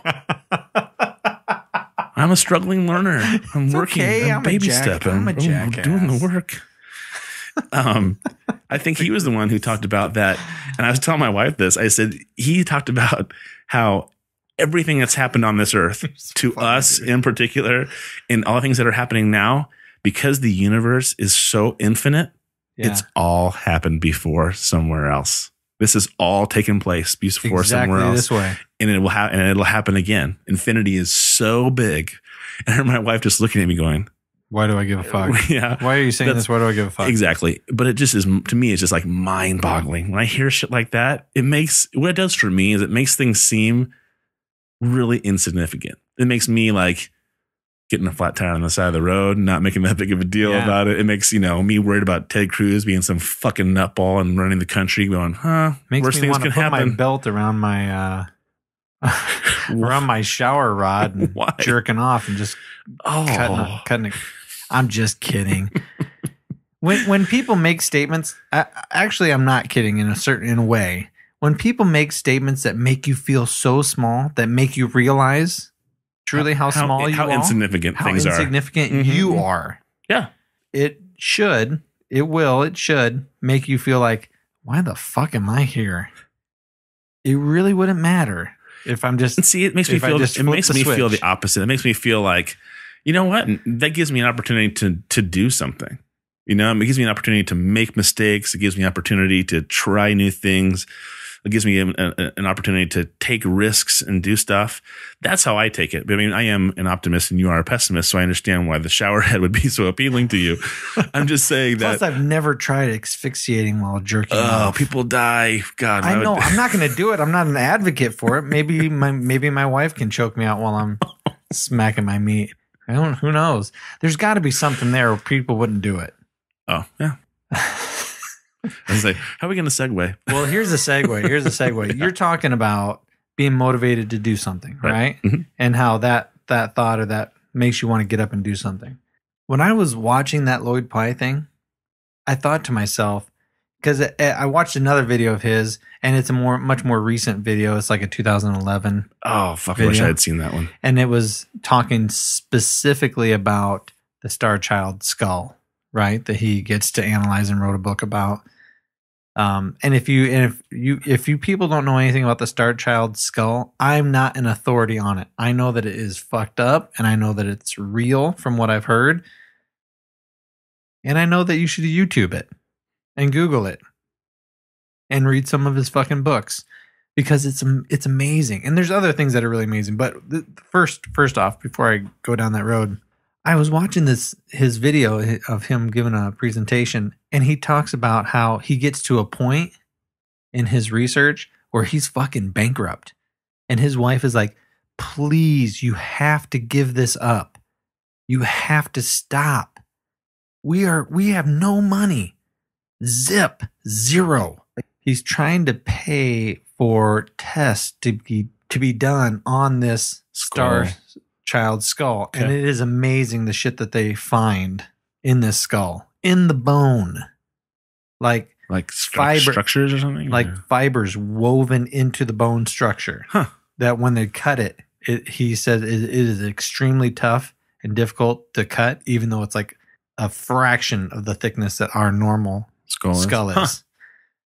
That's just one neat thing about it. But I was sitting there listening to this and I thought, what would it take for me to say, I'm stepping out of my comfort zone. I'm going to follow my dream. I'm going to do something that people are going to laugh at me. People are going to point fingers at me. I'm going to financially ruin possibly my family. We could become homeless. We are not going to have health care. When you add up the realities of what these people who are so fanatical, so passionate about what they want to do. I like passionate better than fanatical. I'm just going to throw that out there. I think they're the exact same thing, but you're right. It's all about verbiage. You can't help when you tick all those things off. all those requirements of what this guy has done or what he has given up to do, Right. you can't help but sit there and go, okay, there has to be something to this. There has to be. Why would he do that? He's a smart motherfucker. Yeah, he's not crazy. He's a really smart dude. He could do just about anything. And yet this is what he is devoting his life to. This is what he is sacrificing his marriage for. I would not sacrifice anything for my marriage. Right. I'm gonna blow your mind, because I was standing waiting for coffee on Saturday morning, and I was sitting there, and I was at a local grocery store, and I'm gonna plug Caribou Coffee because I love their mint condition. That's the coffee drink that they have. I love mint coffee. And they take chocolate milk and put mint in it and then steam it all together instead of like mixing one thing at a time. Oh, it's really good. Anyways, and their campfire milk is good too because they put little marshmallows. Awesome. And chocolate on Get top. to your fucking thought. I'm gonna get some coffee on my way home. Now I'm thinking about coffee. Anyway, so I'm sitting there waiting for my coffee.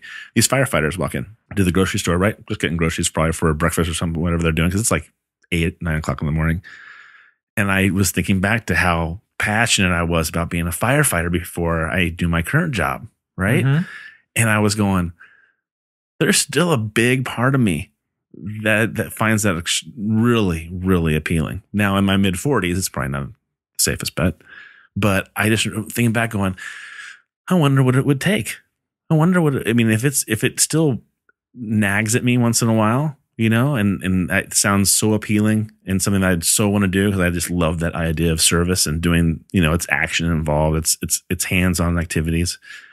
I just thought, man, I wonder what it would take to still do that, you know, to be a firefighter and change professions once I finally got one fucking locked down, to change it all over again. How would that affect my family? I wonder if do I have the balls to jump after something like that? So I had the same reaction that you were talking about. I was just thinking that going, would I be willing to say, hey babe, I got a crazy idea. It's just really been for years or since I've been doing this job over here, which I love doing as well. I love it. I'm thinking this one might be where I should be. I'm starting to think that way now. You know, would I be willing to switch? Now I would probably do it in a logical way and try to become a firefighter while I kept my other job. Yeah, like a part-time firefighter. Or pass the test, become a firefighter, and get on somewhere, and then stop doing what I'm doing now. Sure. Yeah. So those things are going through my head, though. But I thought the exact same thing that you're talking about. Would you be willing to sacrifice? Could you just change? I mean, and I'm talking about going from one good job to another good job. Right. You know, I'm not talking about financial ruin, but I still think going, wow, that'd be a fucking risk. Well, you know, when that thought really solidified and hit me like a thunderbolt this afternoon, I started thinking about all these other people who have influenced my life recently that I've thought about, that has taken my mental time away from my own family. You're welcome. Oh, sorry, you were talking about who? I started thinking actually a lot more about the MMA guys. Oh. And these people that are willing, who have families, and they're willing to get beat up, and they're willing to do this really cool thing to learn the limits of their own body. And they're putting themselves out there to see, can I be the best? And they really are trying. They've really taken themselves completely out of that comfort zone. I can't think of a single thing that is more outside your comfort zone than, hey, punch me in the face. Well, and think about hey, the I'm going to push myself to learn how not to get hit. And in can the I face. be that devoted? I mean, you're talking about. I mean, that's like not only putting yourself in bad situations. That's like working out every single day in so many different expert related kind of fields like jujitsu or boxing or kickboxing. I mean, you have to know so much stuff. It takes so much time to be invested in that stuff. Yeah, you know what I mean? And I can see how hard it was for me to try different things when I was single. But now that I have a family, I feel like there are no options. I have one option, and it's to continue doing right. the shit that I'm doing right now. And if I were to die today, would I be happy with what I did for the rest of my life? Or maybe I should say it a different way. Let's say I'm 95 years old in a bed in a hospital, and I'm going to die. And you're looking back? And I'm looking back, and somebody says, so did you live the life that you've always wanted to live? I worked a lot. I spent a shitload of time away from my family that afforded me money so that I could try to do shit that I really enjoyed on my off time. Right. So how do you balance that out? But no, I never put myself out there.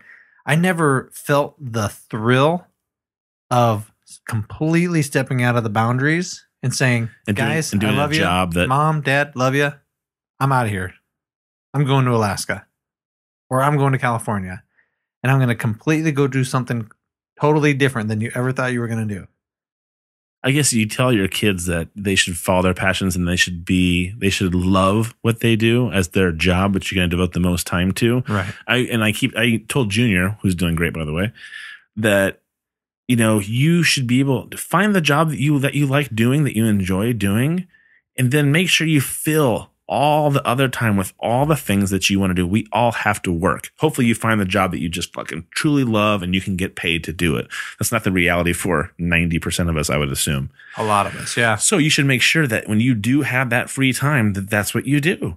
That you make sure that if you want to be a guitar player, there you go. You can come home from work and practice an hour on your guitar and write music and enjoy yourself and hang out with your buddies and have fun, or have a wife and family and enjoy that. You can pull people in. I remember people saying, well, oh man, I just don't want to have kids yet because, you know, I like to go hiking. I'm like, fucking strap your kid on your back and go hiking. What's better for a kid than go hiking with his dad in the fresh air? You can adjust your life for the things that happen to it. Sure.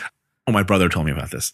There's this guy, and the commentators, and like, I think we found Dad of the Year, and it was this guy walking right with his wife, and she had food in her hands. He had a hand. Each hand had a kid, right, walking with his kids.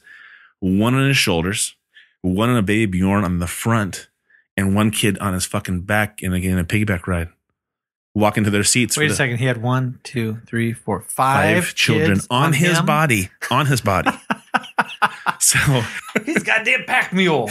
And the guy's like, I think we found Father of the Year. He's right over there going to aisle 9 or whatever. He's walking with, but I mean, so the guy obviously loves baseball and like, fucking, we're all going to go do it. You know what I mean? It's like, right. So you have to find the things that you're going to be passionate about and then do them with everything that you have going on around you. I think I have learned to enjoy my kids more that way as well. At first, I probably have the same thing everybody else. Oh, fuck, I can't just run to the store. I got to take the goddamn baby carrier with me. I got to do fucking this, and I can't, you know. Something that took me 20 minutes is going to take me an hour and a half. Right. And so I think we've all fallen in that vein before. But now when you get kids to an age where they're more active and they're more mobile, fuck, we go do all kinds of stuff outside that's fun or that I want to do. I'm like, oh, I feel like going for a walk today. Okay, guys, we're going for a walk. Let's go. Everybody pack up. Get your jackets on. Let's go. So you make everybody go. Right. Or I'm going to learn guitar. I would love to actually want to learn ukulele, which you think is funny. But I do think that is one of the silliest. I'll play a song for you someday.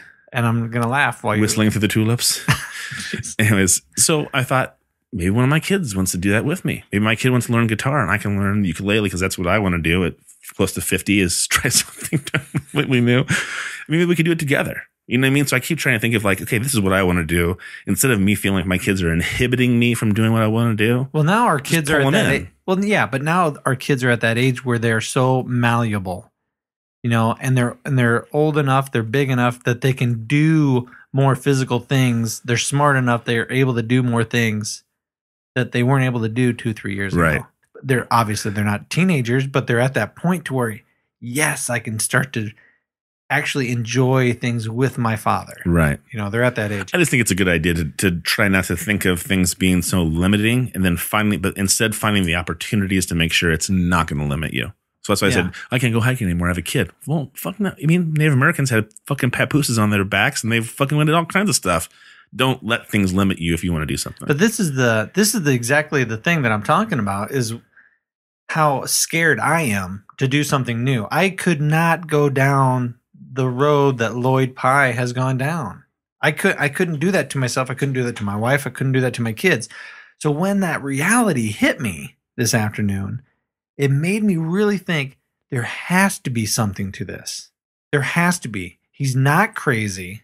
He's not some guy just making billions of dollars. He's not some rich fucker because he's got some crazy thoughts that he's used his wizard brain and convinced us all to buy this shit. He's a fringe dude, if anything. Right. So, and he was on the brink of ruin, and he still is going down this path because he knows it's what his life goal is. I mean, if you and I were to see something that changed, I can't even wrap my brain around it. It's hard for me to even to imagine that if I were to see something or experience something that I thought, that's it.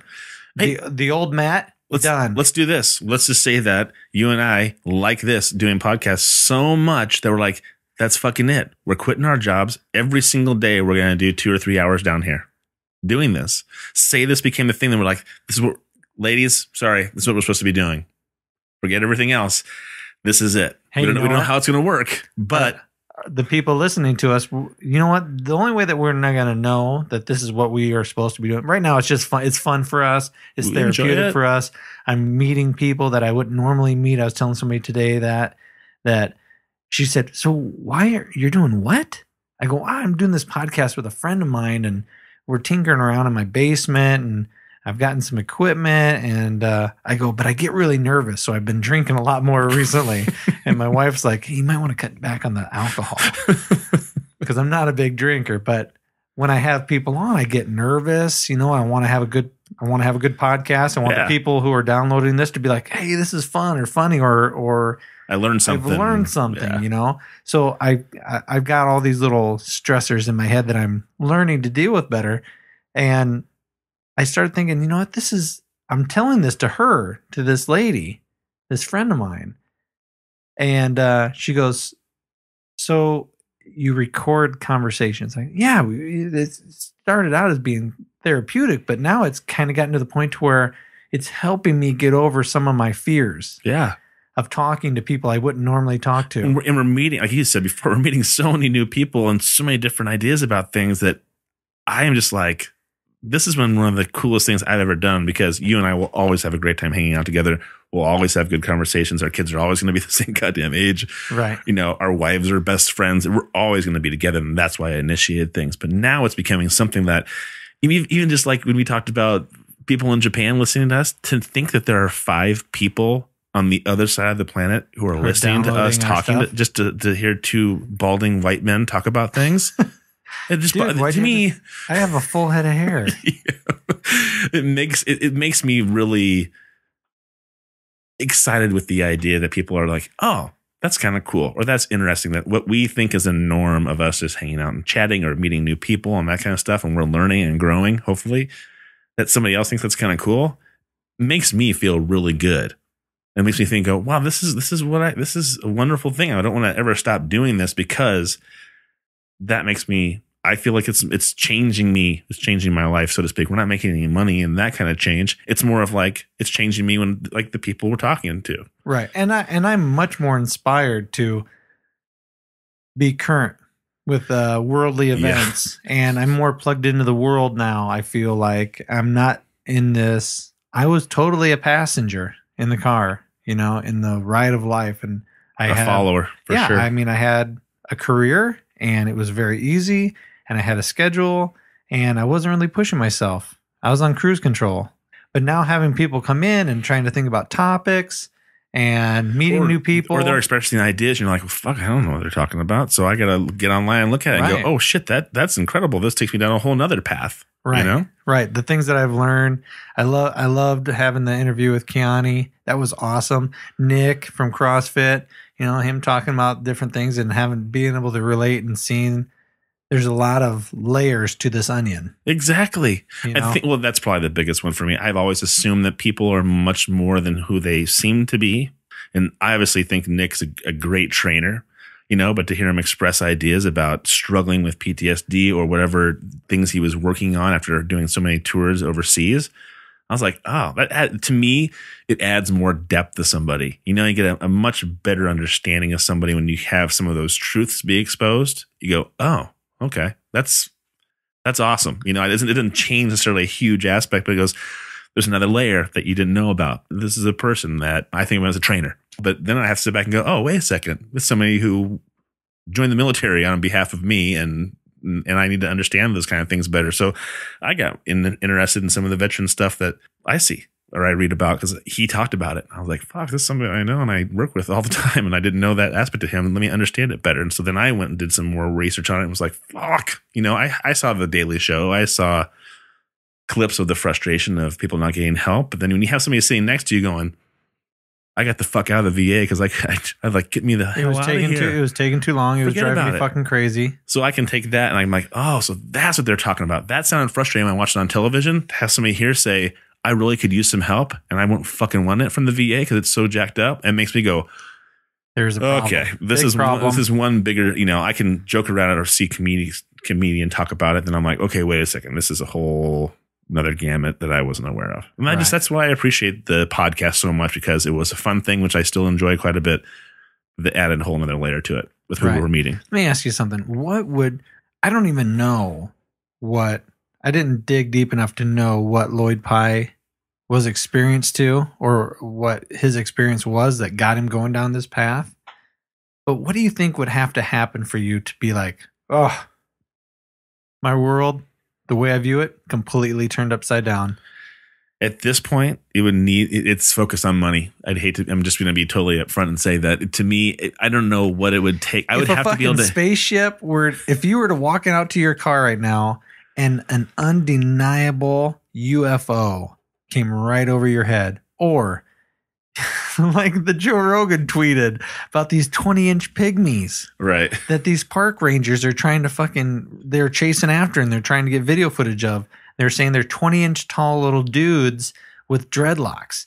Now you think that I just think of Bob Marley and then a little 20-inch Bob Marley, and it's not good. Sorry, but I mean, it sounds ridiculous. Mm-hmm. But then you pull up YouTube and they have little tiny 6.5-inch full skeletons that have passed MRI tests. They can see there's organs in these fucking things. And they weren't babies; they're little people. Yeah, it's fucking crazy. But even if I saw if I walked out and saw a UFO hovering over my car, and I was like, "Fucking, that's incredible!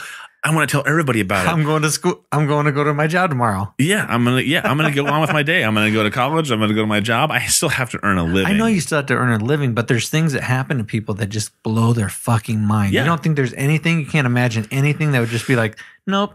There's nothing. I cannot go down that I can't road think of anything anymore. Well, part of me thinks I can't think of anything that I couldn't do and continue to have my job. I have to earn I live where I live. I am who I am with my life and my kids, and I couldn't change that. I guess, of course I'm responsible, but nothing would ever make me go, okay, I can dismiss everything. I can not have my job and we can fucking struggle. No. And that's why I don't mean dismiss everything, but just your views of the world is just turned on end. If I were to see a 20-inch pygmy, dude. Yeah. I mean, have you ever seen those videos? So what would change? What would change for you? So you saw a 20-inch pygmy. What would be this huge drastic thing that would change? The huge drastic thing is, how do you perceive the world? Your perception of your reality is huge. I worked with a guy in a factory for a long time, for I don't know how many years, but he was miserable. He bitched and moaned and complained all the time. But I still went out of my way to be nice to him, and we had conversations, and we considered each other friendly. And then one day, this guy is walking past me, and I go, "Hey, dude, what's up? You look really happy today. Is everything good? Everything must be good, because you're just beaming." And he said, "I got a new job, and I start in 3 weeks. So yeah, I'm really fucking happy." And I stared at him for a while, and he looked at me like, "What's with you?" And it finally came to me. I said, But today is no different than yesterday. You're still doing the exact same thing that you did yesterday, right? He's like, "Yeah." I go, "But you're happy, right?" He goes, "Yeah, but nothing physical fucking changed from yesterday." There's a light at the end of the tunnel if he hates his job, right? But the whole point is, he mind fucked himself, and now he's extremely happy. He's walking around with a big fucking smile on his face without a care in the world, because he is thinking of his perception of his reality has changed. Even though physically he's still going throughout his day the exact same way he was a week, month, a year ago, which made him miserable. But because he was able to alter that perception of his own reality, he's fucking skipping through the factory. But isn't part of that just knowing, okay, fuck, I can deal with this shit for 3 more weeks. Piece of cake. Because I know something better is going to be happening to me down the road. I can tell it's like doing a workout that's fucking heinous. You're like, I just gotta get through fucking 10 more minutes. It's gonna be over with. So I feel better. But I mean, you're right though. It is changing your perception on what's going on for sure. Right. But I think it's because you see that light at the end of the tunnel. See, I get really pessimistic, obviously, about government, about politics, about where I see people who are making me follow a certain regimen. The Affordable Care Act. No, I have no say. I have no say in it. Right. So things like that really bother me. They really bother me. I hate feeling helpless. You hate feeling out of control because somebody's making all the decisions. You're out of control. Yeah. Okay. You're out of the control of the situation. But if I were to see a 20-inch pygmy, it's Pygmie. So. I mean, it's an amazing thing. There's these skeletons that people have found, and if I were to see something that absolutely convinced me that my world is so much bigger or so much more amazing than what I have led myself to believe, couldn't you mindfuck yourself right now? Sure. I mean, it's a mental drill. It's something that you have to master. Because part of me says, like I said, with all the Sasquatch talk, when I think of when I very first watched, who is the guy from Star Trek? Leonard Nimoy, yeah, right? Nimoy, yeah. When he had Leonard Nimoy's show where it was really spooky and creepy and all that. And I think it was like Friday nights when I was a kid, and it really used to freak me out really bad. When I first saw that guy's film of that Sasquatch walking, fucking went out of my mind. I was so scared that those things are real. I totally and wholeheartedly believe it. And even now when I hear people talking about it, because Joe Rogan was talking about it, I was like, I can remember sitting in the same spot in the same house, watching that thing walk across the screen and me going, holy shit, those things are out there. And even now I think I believe that there is such a thing, because we have so many people that have talked so passionately about it and are thinking, thoughtful, smart people. And makes sense. Yeah. And so I guess I approach the world as being pretty wondrous. I don't doubt that there's 20-inch pygmies. Yeah, you do, because you're about ready to start laughing. I still think because it sounds funny. It just sounds funny. But when you hear that comment about Pye, or that things are just infinite and always happening, then Degrassi. I wasn't even thinking about him again. Oh, Degrassi. But when those things make you go, well, then it's all possible. So maybe we should have a more wondrous view of the world we live in, and maybe that would make everything a little bit better. Got a shitty day at work today, but you know what? There's fucking 20-inch pygmies in the world. You know what I mean? You know what? That should be a t-shirt. And I'm going to challenge one of you Primal Scream listeners. We're going to fucking do it. Maybe we should do a fucking t-shirt. My day really sucked today. But there's 20-inch pygmies. And then just a big smiley face. Just a big happy motherfucker. Or a little 20-inch buddy. Yeah, a little 20-inch pygmy. With dreadlocks. Hey, man. I read. Why has he got to be Jamaican? Because he's got dreadlocks. Who else has dreadlocks before Jamaican? There's a lot of little white guys that have dreadlocks. Oh, those aren't real. Yeah, it's real. Dude, there was a guy in my speech class at the local college. It's a religion. The people who have dreadlocks, it's a religious thing. Don't be a jackass. No, it is. There's some people that just have dreadlocks because they want to have dreadlocks. Because they want to be cool.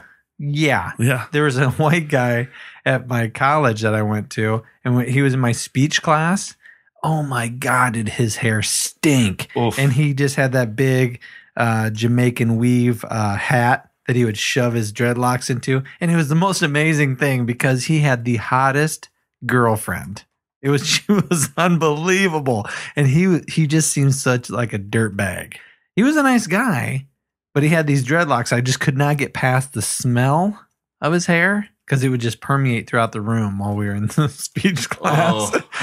And then for the finale of the class, we had to give a speech.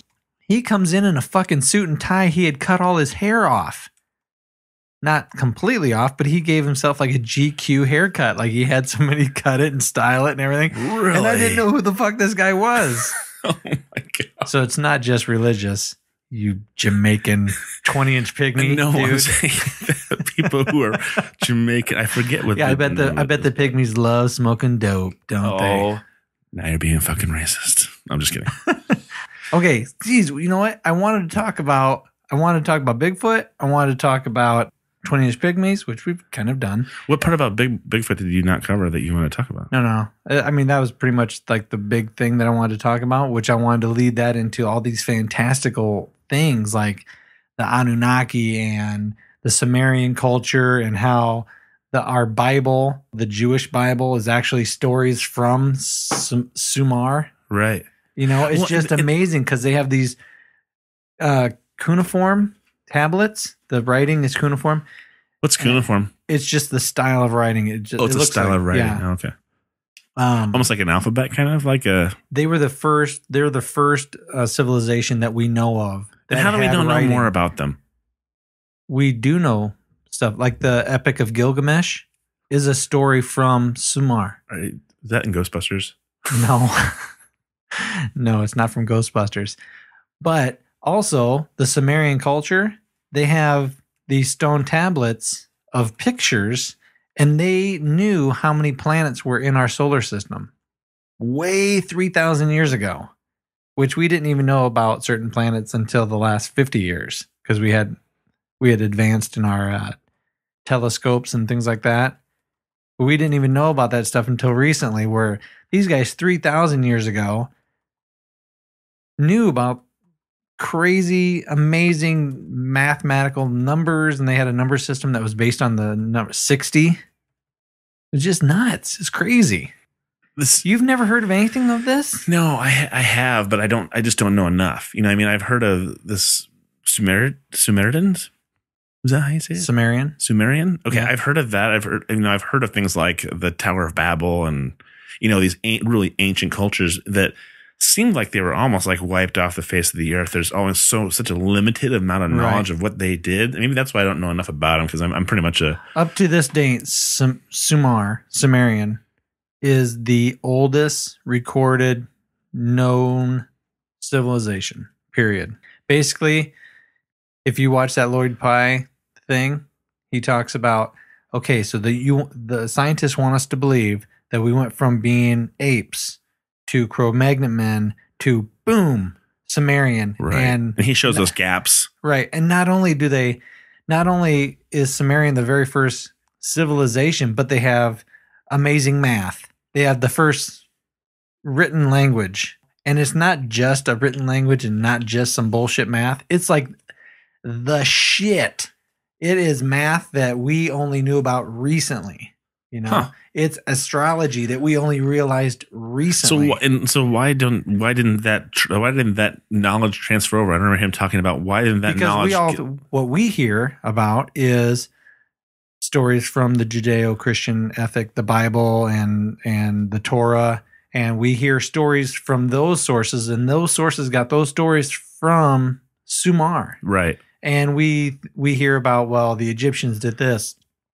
And the Greeks did that. Well, they got their stuff from the Sumerian culture. Oh, so that's what I'm saying. How come we only go back to the Greeks, or how can we only go back to Egypt, or we're only talking about the Torah or the Quran or the Bible? How come we're not starting with this is where it all came from, and then moving on that way? Because a lot of what they talk about is the Anunnaki.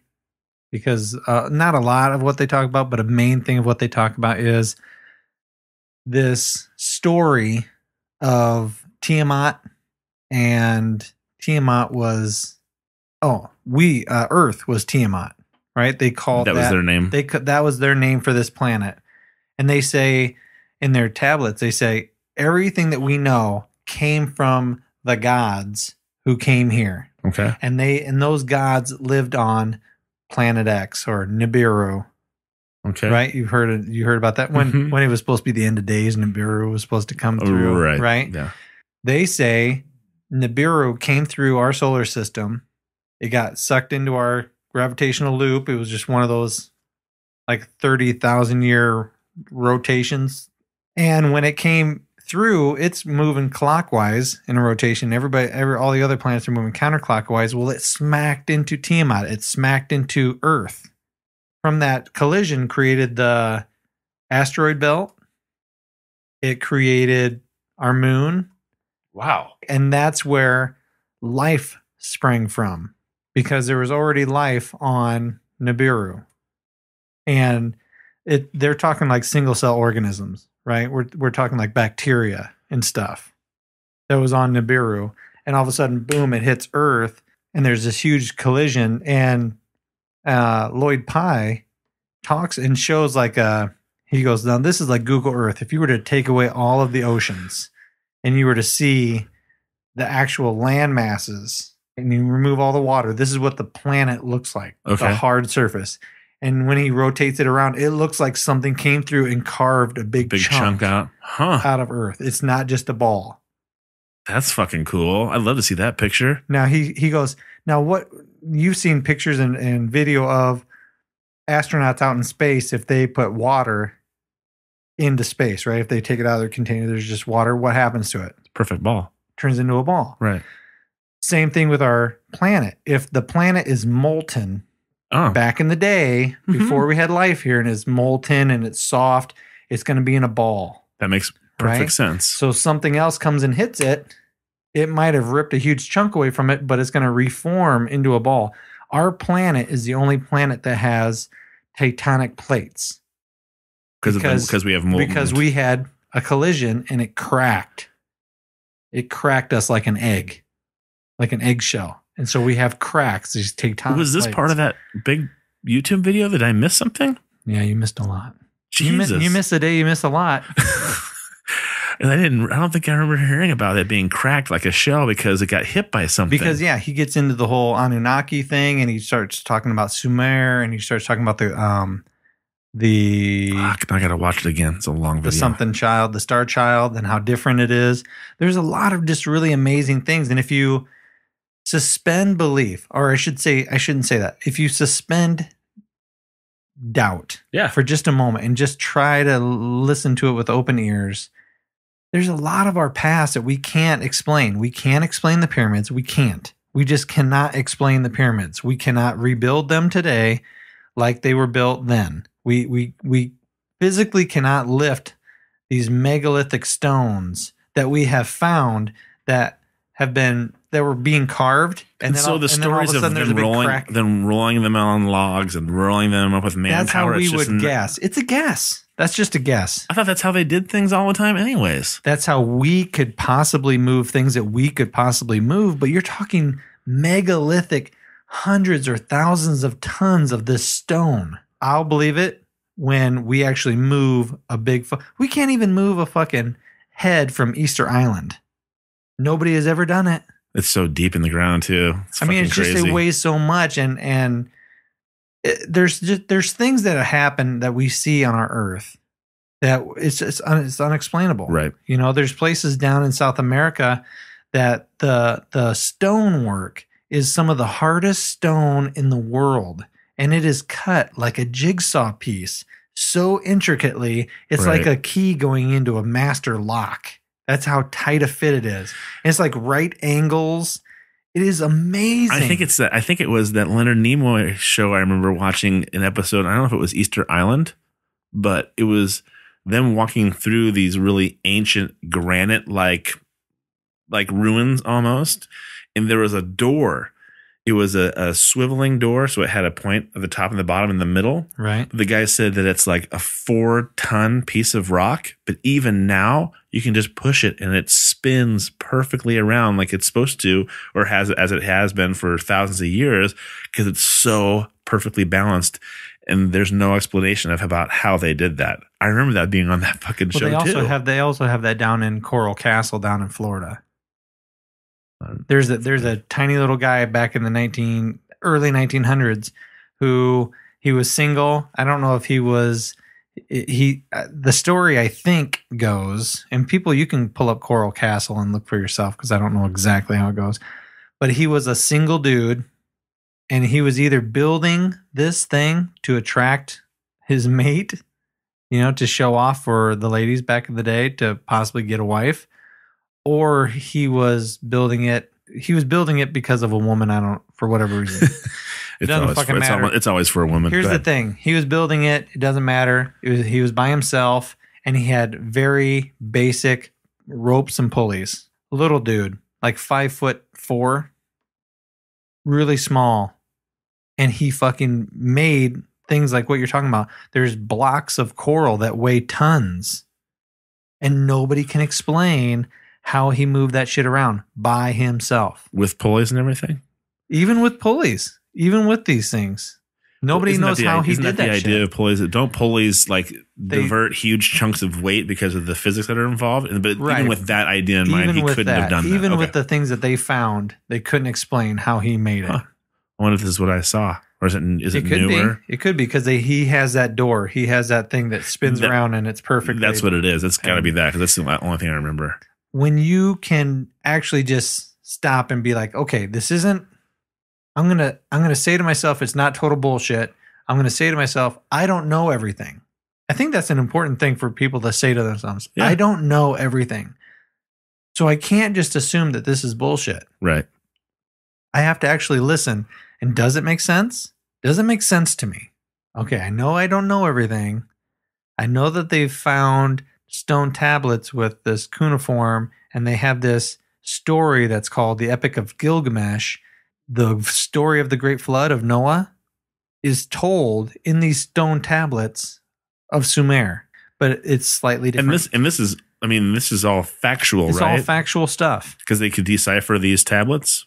Right. And now these tablets, they must be older than the Dead Sea Scrolls then. I mean, they must be super. Yeah. I mean, that is not the oldest thing that we have, like written paper. I can't remember what the thing is about the Dead Sea Scrolls. Dead Sea Scrolls, the reason why they're important is because they are the closest written historical thing that was around the execution of Christ. Oh, okay. I mean, that's the oldest piece of paperwork that it actually links us to Christ. Some truth of the Bible kind of thing. Okay. Right. And, I think what really can really bring people together is the fact that there is a religious aspect to this.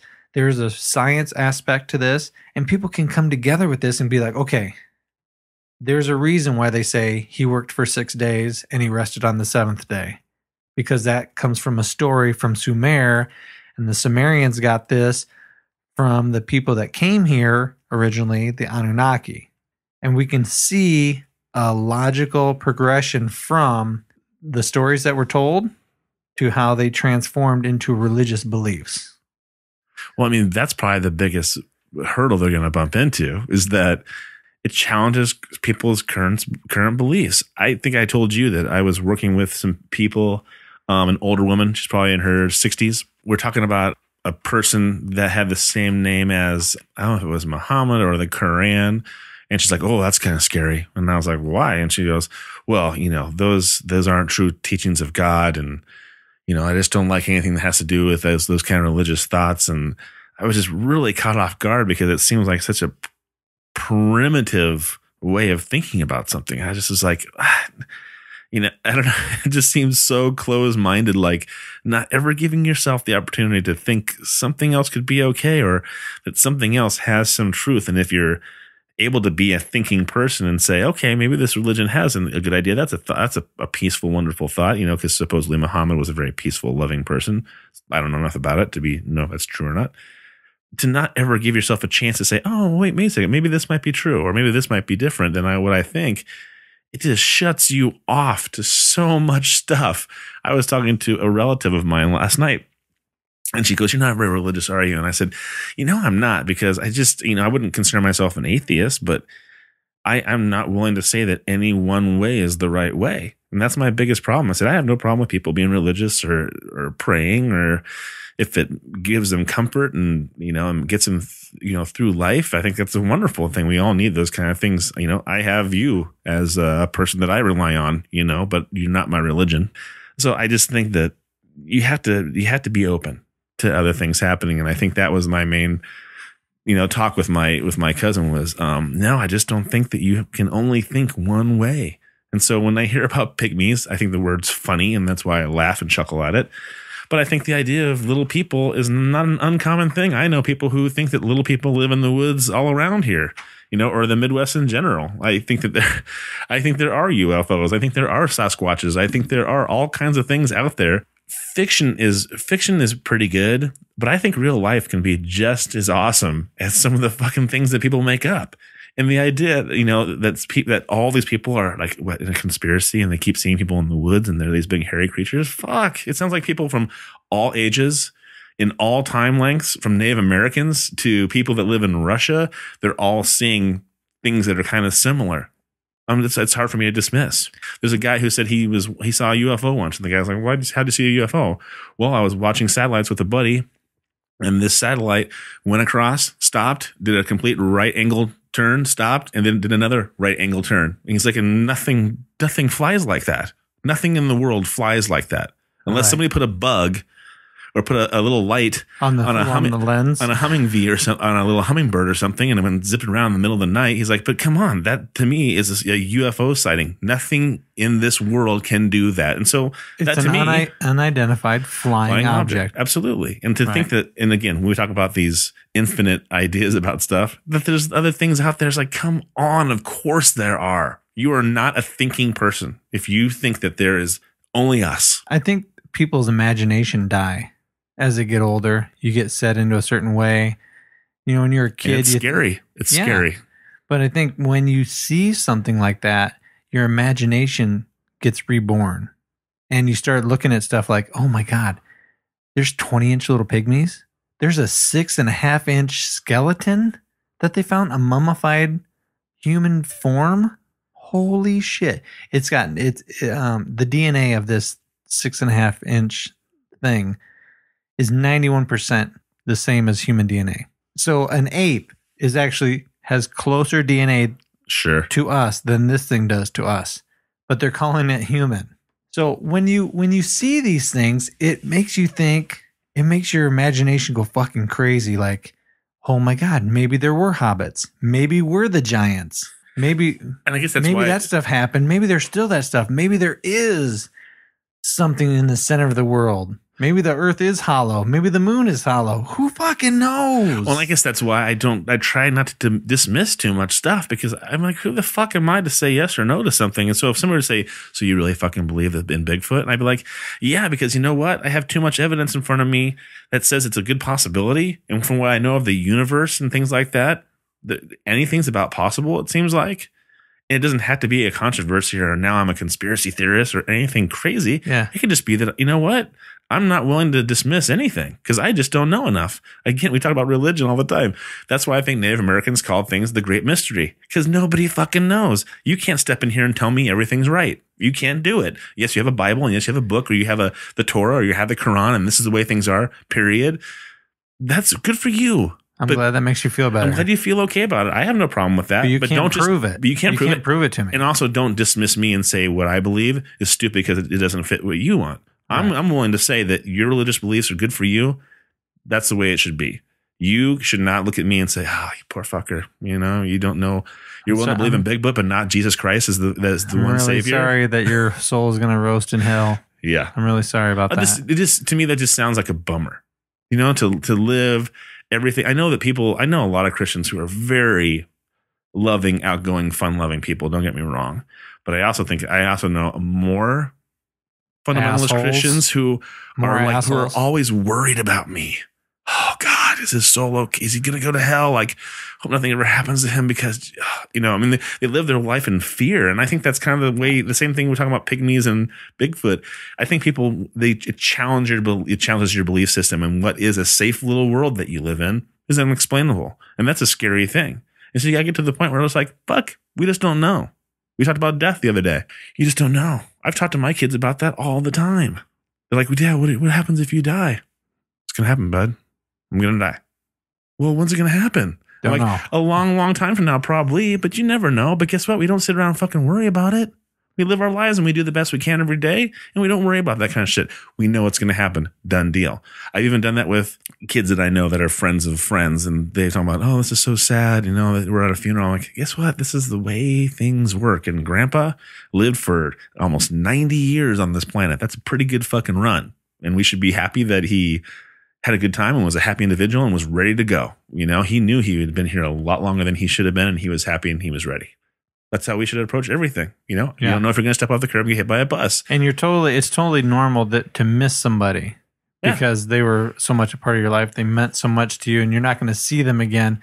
And if you have the religious belief of heaven or whatever, an afterlife, then you have some security in that you're going to see them again, when your life runs out. I mean, I think that's...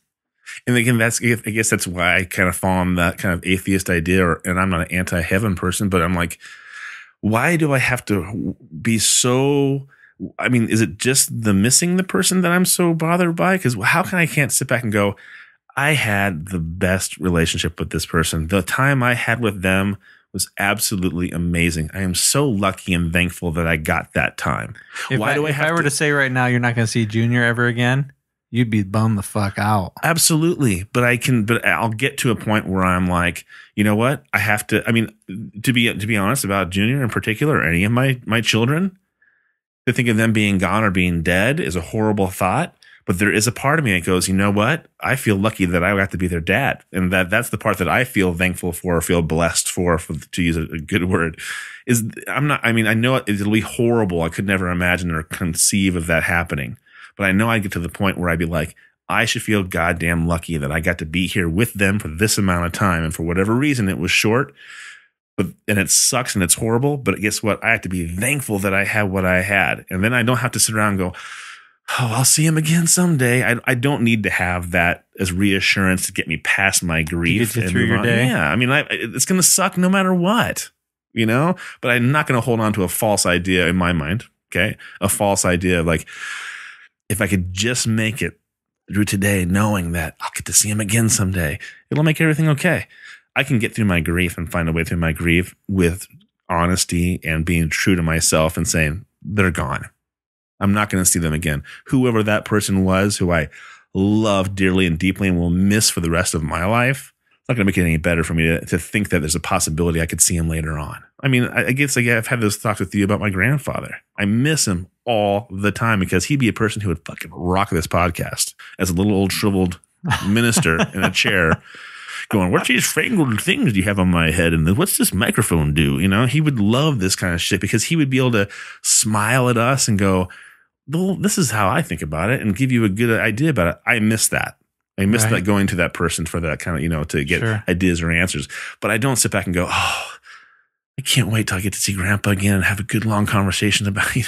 It's just, it just sounds kind of, it sounds silly to you. It sounds silly to me. I don't want to dismiss anybody's who have lost children or lost people who are close to them or anything like that. It's more of just, I think you have to have a better understanding so that you're not living your life in fear. To me, if I'm always worried about, or I'm always looking forward to seeing that person again someday, I'm never dealing with the reality of the world I live in right now. I'm always thinking about, oh, later on I can see him again. And I think you're not living in the moment. And I think you miss out on something when you do that. Why not truly love what you had with that person while you had it, instead of missing them and then hoping you're going to see him again? I just think you miss out on something that I think is pretty important. Yeah. I don't know. And hey, if you've learned anything from this podcast, which is, we've kind of jumped around a lot. We talked about politics. It was a good one. It's all right.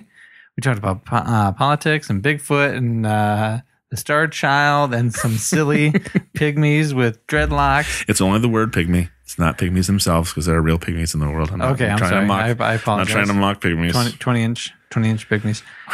With dreadlocks. God.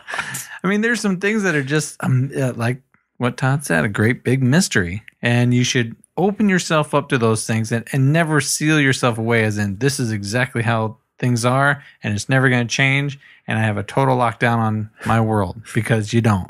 And I don't. I certainly don't. And I learn something new every day, and you should just try to enjoy it. And I'll tell you what, and if you want to make change in the world, take note of how other people have made change in the world. And if you want to do it peacefully, because that is what you can do, and you know that you can do that, and you wouldn't be able to do anything else, you don't want to rally people together or whatever. If that makes you feel better because you want to make a stand on something, then do it. If you want to join politics to make a difference, then do it. We podcast. We podcast. This is us. This is what we do to try and make a difference and help people think about other things and maybe consolidate ideas and help people learn stuff. And make sure you get on the website and you comment, or you comment on Facebook and things like that, because you know what? I just feel like I rambled on for quite a while. And I know my ideas aren't the only ideas, and that's what I think we do well together, is counteracting ideas or giving different points of view. We would love to have your guys' comments. That's the whole point of this podcast is so you and I can have some therapy, but it's also about people's ideas, sharing thoughts. Yeah. So please, different perspectives. Get on there and say, what the fuck is wrong with you, dude? And don't you know that? Yeah, that would actually make me laugh. It'd be if somebody awesome. wants to just rip the shit out of me, I'd probably laugh. I would, you know what? We'd laugh because we're glad that you want to get out there and do something because we're always trying to challenge ourselves and challenge our ideas. And I'd love to hear from people, that they have different points of view. All right. So again, check out our website at theprimalscream.org. Check out Twitter at Matt and Todd. And our Facebook. What's our Facebook? The best way to go about it is go to theprimalscream.org. And then right from there, you can subscribe to iTunes. You can subscribe to what's the other Stitcher. You can like us on Facebook, follow us on Facebook. You can see our Pinterest page. We've got a lot of manly things on there, but also some spiritual stuff that we kind of like, we get into as well. Also follow us. Yeah. And then you can go to the webpage, follow us on Twitter. Twitter's a good one. We like to retweet stuff. I haven't been as active as I should have been, but I will be more active. But there's lots of awesome tweets out there. And one reason why we do like Twitter quite a bit is you get instant feedback from people. And RT is a great one to follow on Twitter. And so is NPR and some of the funnier comedians out there. Steve Martin does some fucking amazing tweets. They're just fantastic. But please follow us, like us on Facebook, and keep us rocking. We're really enjoying people downloading us and listening to us. We just want more feedback. We haven't had a lot of comments, which, that's okay. If you got nothing to say, that's cool too. But we're excited to see people download the podcast, but then we hear silence afterwards. And we want to hear, we would like to hear some more comments from you guys. Upcoming podcast, we're going to be having MMA people coming in. I don't want to name names because I might be surprised. And I don't want to disappoint anybody. Also, if no one shows up. But I'm pretty sure that we're going to have some very special guests here in the next couple of weeks.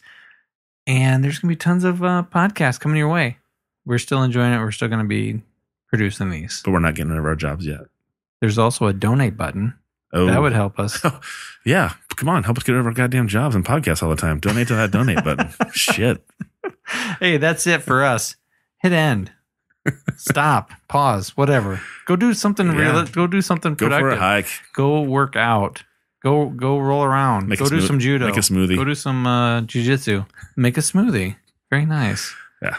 All right. I'm Matt. I'm Todd. We'll see you later. Adios. Good night.